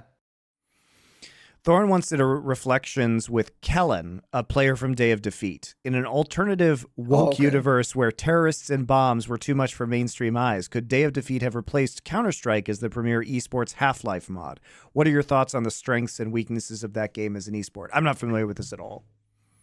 Basically, in the early days, almost parallel to Counter-Strike, there was Day of Defeat, which essentially, if people think of it, was like there was other games at the time, Medal of Honor. There was a lot of World War II sims back then. And the idea was what made Day of Defeat unique was because you had World War II weapons, actually, the negatives of that make it in some ways more skilled, Monty. Like, for example, when you use the bolt action gun instead of an actual AWP, it is a bit trickier to aim with, and it isn't quite as like OP, the scope and stuff, and the no scopes are a little trickier. But because the engine was still Half-Life, was still a very skilled game. So the thing is, the real problem it had was probably, yes, that Counter-Strike existed, because since Counter-Strike existed, most people played Counter-Strike out of those mods. It was more like a niche thing that Day of Defeat was played. But if there was no Counter-Strike, I could see a world where this was the one that blew up, because I always tell people Counter-Strike is one of the first actually grassroots esports, because at the time, like Quake was the big game, StarCraft, Warcraft, you know, Counter-Strike just forced its way into tournaments by having, because it was a free mod and we all owned Half-Life because it was like the game of the year in 1997 or 8 or whatever. Essentially, it just became super popular as a game, and then it got into tournaments. So if the same scenario happens, if there's no Counter-Strike and instead Day Defeats the game that we all play instead, then yeah, it probably would have forced its way into tournaments. But I sort of see why he's done that question, because you couldn't really have had two of those games. Like, they're also both 5v5, I think, or whatever. So yeah, there's a world, I don't think you could have coexisted. It was way, way, way smaller compared. But it was a very good game as far as I could tell, especially in the early days. What reflection style interview would you love to do with a historical figure?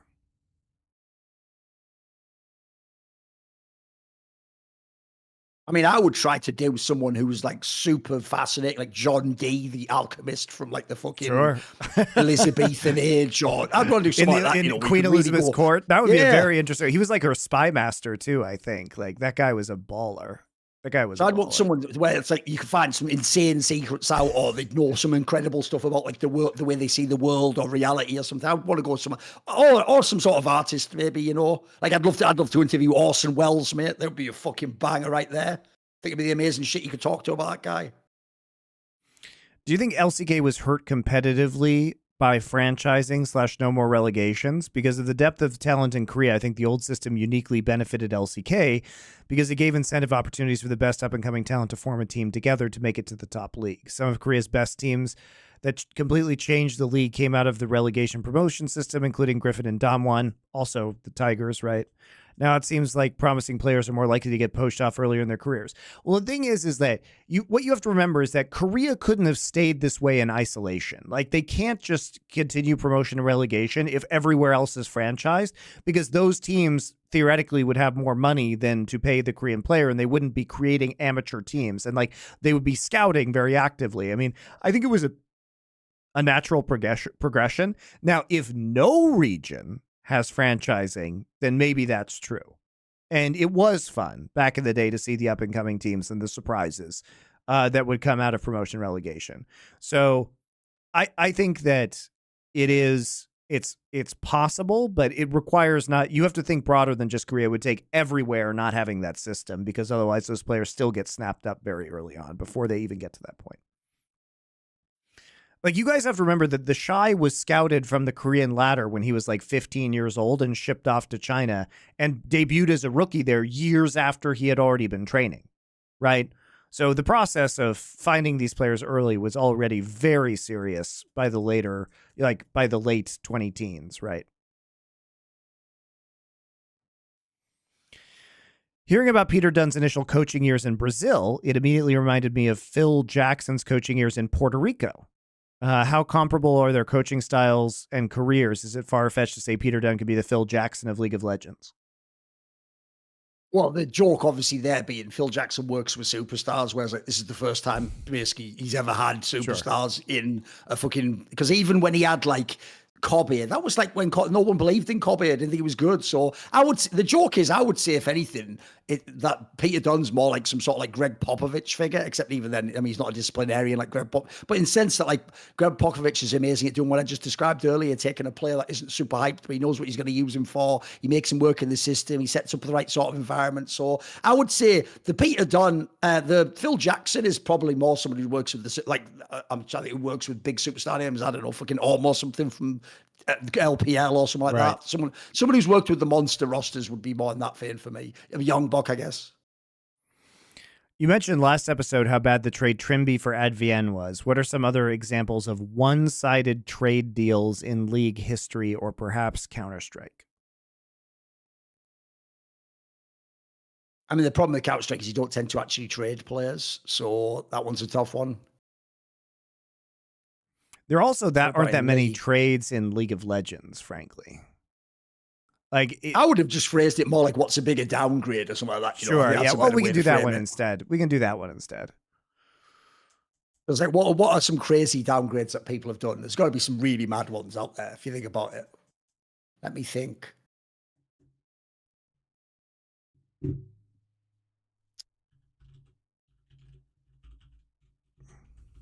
Like G2 went from what fucking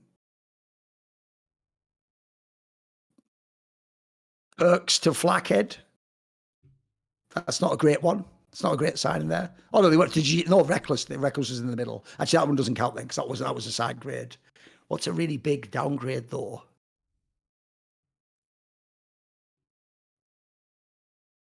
I mean, look, even though at the time everyone will say it was fine, I think going from Inspired to Malrang's pretty insane. If people don't get it, this is one of the areas where I can tell who's a bomb in League.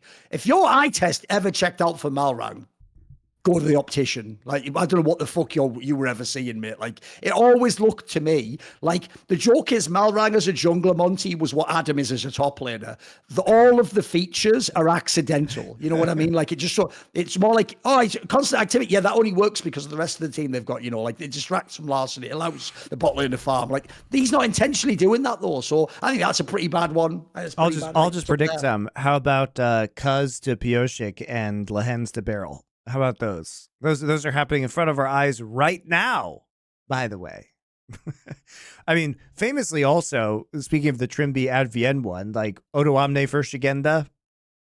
Not great. Not great. You know, the rogue roster just seems to be continuously downgrading more or less. Oh, there was also the time when they went from upset to reckless in Fanatics. So just saying. That's a good one. Well, there have actually been a lot.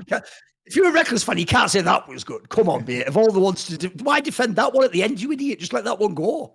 Just stick with the other ones. Let that one go. Just let that one go. Come on. 2 questions. Will there be a hot take point made for LOL? Maybe. What's your opinion about using Nemesis Draft Best of 3 as pro format for spring, winter parts of the season to explore meta champions and after preseason changes? It's not good for the professional scene, guys. Like, I am very much in favor of like LDL having it, and they're actually implementing the Fearless Draft for the LCS Academy League as well, which I think is great because it will force players to play more champions at a developmental level. But I really just, you guys, you don't want this. It creates a lot of weird variance and it really changes the fundamental of the game, right? It really fucks with pick and ban. I do not like it as part of the professional level. By the time you're a professional player, you should have a lot of champions anyway, right? And frankly, it's not necessary. If you are APA and can only play a few champions, you get punished at the professional level. They're good enough to do that. Like, think about how many players looked, you know, amazing with a huge champion pool this Worlds. Like, I rarely feel at top level international events bored because of people's champion selections. We saw a massive meta shift over the course of this Worlds. We saw a ton of different champions. I was never bored with this Worlds meta. Were you guys? So the same people who gaslit me that going from 3 to 5 bans would end the game now want to have different champions every game. Are you fucking kidding me? I'll never understand how they still think this, Monty. They still think because they in solo queue at gold can play 10 champions, that every pro who can't play 10 champions, square brackets, at a world-class level against the other best players is a bum and isn't practicing the game. Like, if any of that made sense to you, I agree, then you're a moron. Like, we don't need a new format. We need you to get the fuck out of League of Legends because League of Legends is great as it is at the moment. I don't know why do we need to change. I think the draft setup's awesome. I think actually there's a lot of versatility in the draft right now. I think it's an excellent position right now. In the game. I wouldn't change anything. Think of how crazy versatile T1 was in their drafts over the course of the playoff bracket. It was very entertaining, guys. Like, I had no problem being entertained with champion pools and selections over the course of the playoff bracket at Worlds. The problem, guys, is that you have shit teams at Worlds. That's the problem. If you had only good teams at Worlds, if you didn't have lower tier fucking minor region teams or 4th seed LCS teams, you would feel very differently about this. You would feel very differently. You can tell when some NFL teams are just going straight into tank mode at a certain point in the season for higher draft position. True. But some draft seasons will not have those immediate impact players the teams are tanking for, or those players are just not that good compared to some of the previous high draft picks.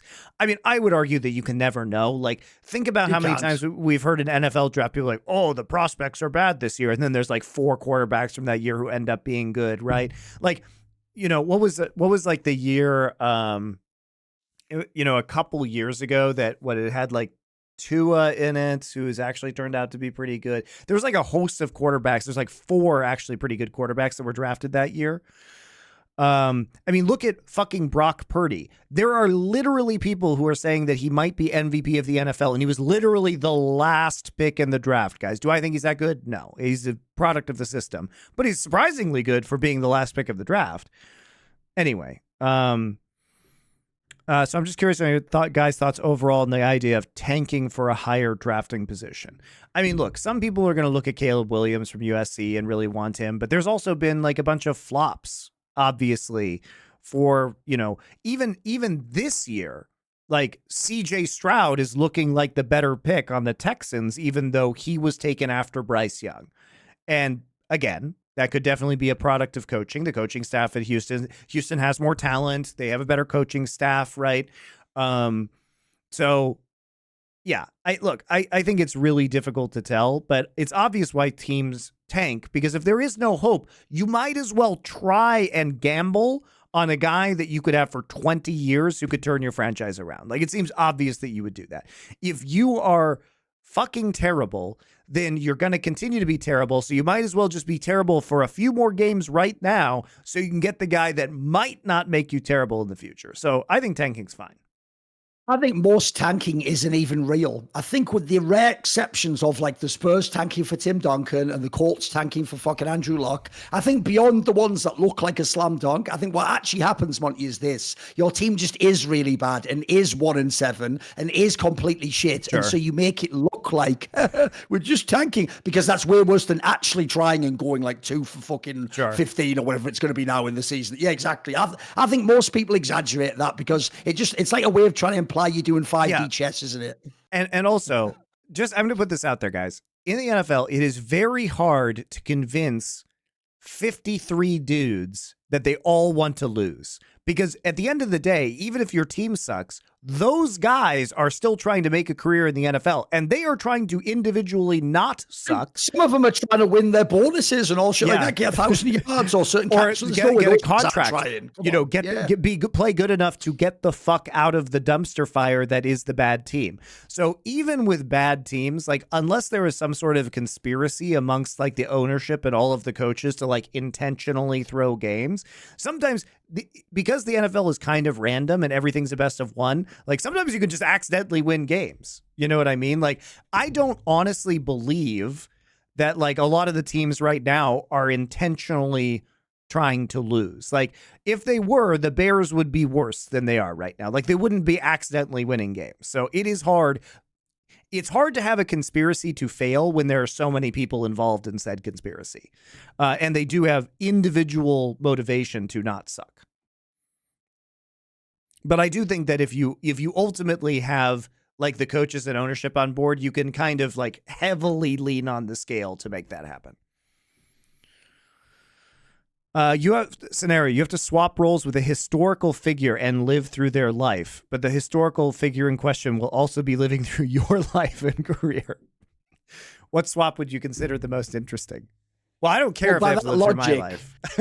No, you say that, but in that scenario, see, that changes everything for me, because now I'd have to pick someone I think is compassionate and a nice person, so they'd be nice to the people around me who were in my life. See, I'm so considerate, even though I'm not going to be there, I'd still make it nice for everyone else, you know. So I think the problem with swapping with a historic figure, and I think this is one of those things that people forget, is that life was considerably more shitty in the past. Like, basic medical care, your teeth not hurting all the time, having a toilet to use, having relatively sanitary conditions. I mean, I can pick I can pick somebody who lives a long time, but just the average day-to-day quality of life was pretty shit in the past. Like, you live better as like a poor person today than a king did in the Middle Ages. You know, relatively speaking, to services and quality of life, the fact that you're not fucking cold in the winter, you know what I mean? So it's hard for me to justify like going too far back in time. You know what I mean? Not to live an entire life. Like, I could do it for a little bit, but to like live another person's entire existence sounds pretty shit. The problem with this is the second part where they have to live your life. It was just weird of their life. I can just pick someone interesting, can't I? But I don't know about the latter part. And also, unfortunately, in my life. Unfortunately, a lot of the interesting people died young or in horrific ways, right? Like, you might think you want to be an interesting religious figure, but They often just die miserably. I don't know. Buddha might be an interesting one. Buddha might be a Siddhartha. There you go. Because assume I mean, all you do is just sitting there all day. You're not fucking doing anything. It doesn't matter because all day long. I'm enlightened, and I know he wouldn't be shit to the people in my life. So that's the thing. He never actually said that you gain their powers. I'd like to imagine you do true. that. And then you're just like, this doesn't even work. What the hell is going on? And they're like, sitting there for just, oh, shit, I'm all emaciated. Meanwhile, he's in your life, and then he goes like, fuck, I know I was supposed to do something. Double with animal fries. When does it arrive? Oh, nice one. Like maybe he just lives a shit life. Maybe he's ruined. Maybe you ruined Buddha by putting him into your world with all the modern temptations, and that just destroys him, and he gets caught in Maya completely. There you go. There you go. He's just subscribed to fucking OnlyFans, all that shit. He's just a complete degenerate now. Incel Buddha. Oh man, that'd be rough. Yeah, I don't know, man. Like I said, I wouldn't want to go back too far in time.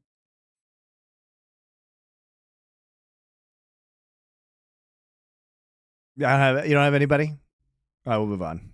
No, because like I said, the problem is putting them in my life. Like, sure. If I get to choose everything to do, maybe I'll be like Joseph Stalin or something. Like, tell you what, you had a lot of resources. I thought you mismanaged it, Monty. I'd have done a lot of cooler things with all the fucking entire nation, all the fucking shit we got from the Americans of the land lease. But I'm not putting Joseph Stalin in my life with my family. You know, it's fucking. But the thing is, you have to live through their life, so it's almost like we have to repeat the mistakes that they make. Is that the logic? Right. Okay. It says you have to swap roles and live through their life. So I don't know. Okay.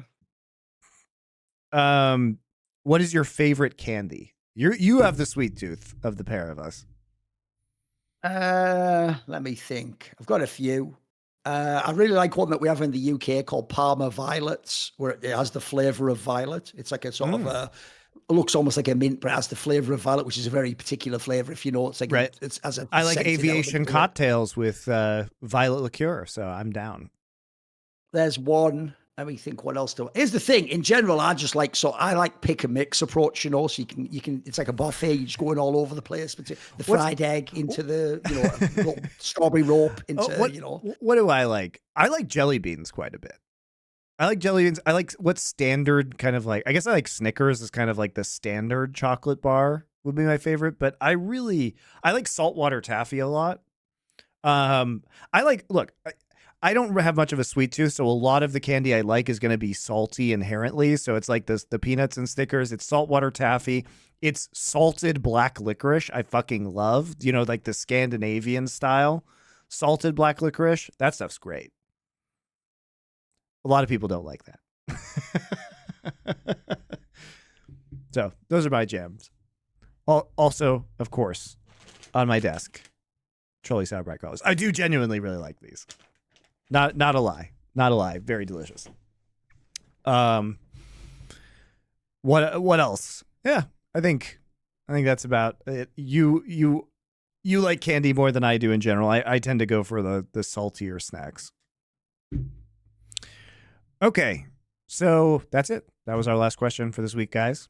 Thank you for submitting them. I'm not sure if, due to our recording schedule, it's going to change just a little bit next week. It'll be a little bit later, so watch out for some announcements with that because we have a different guest.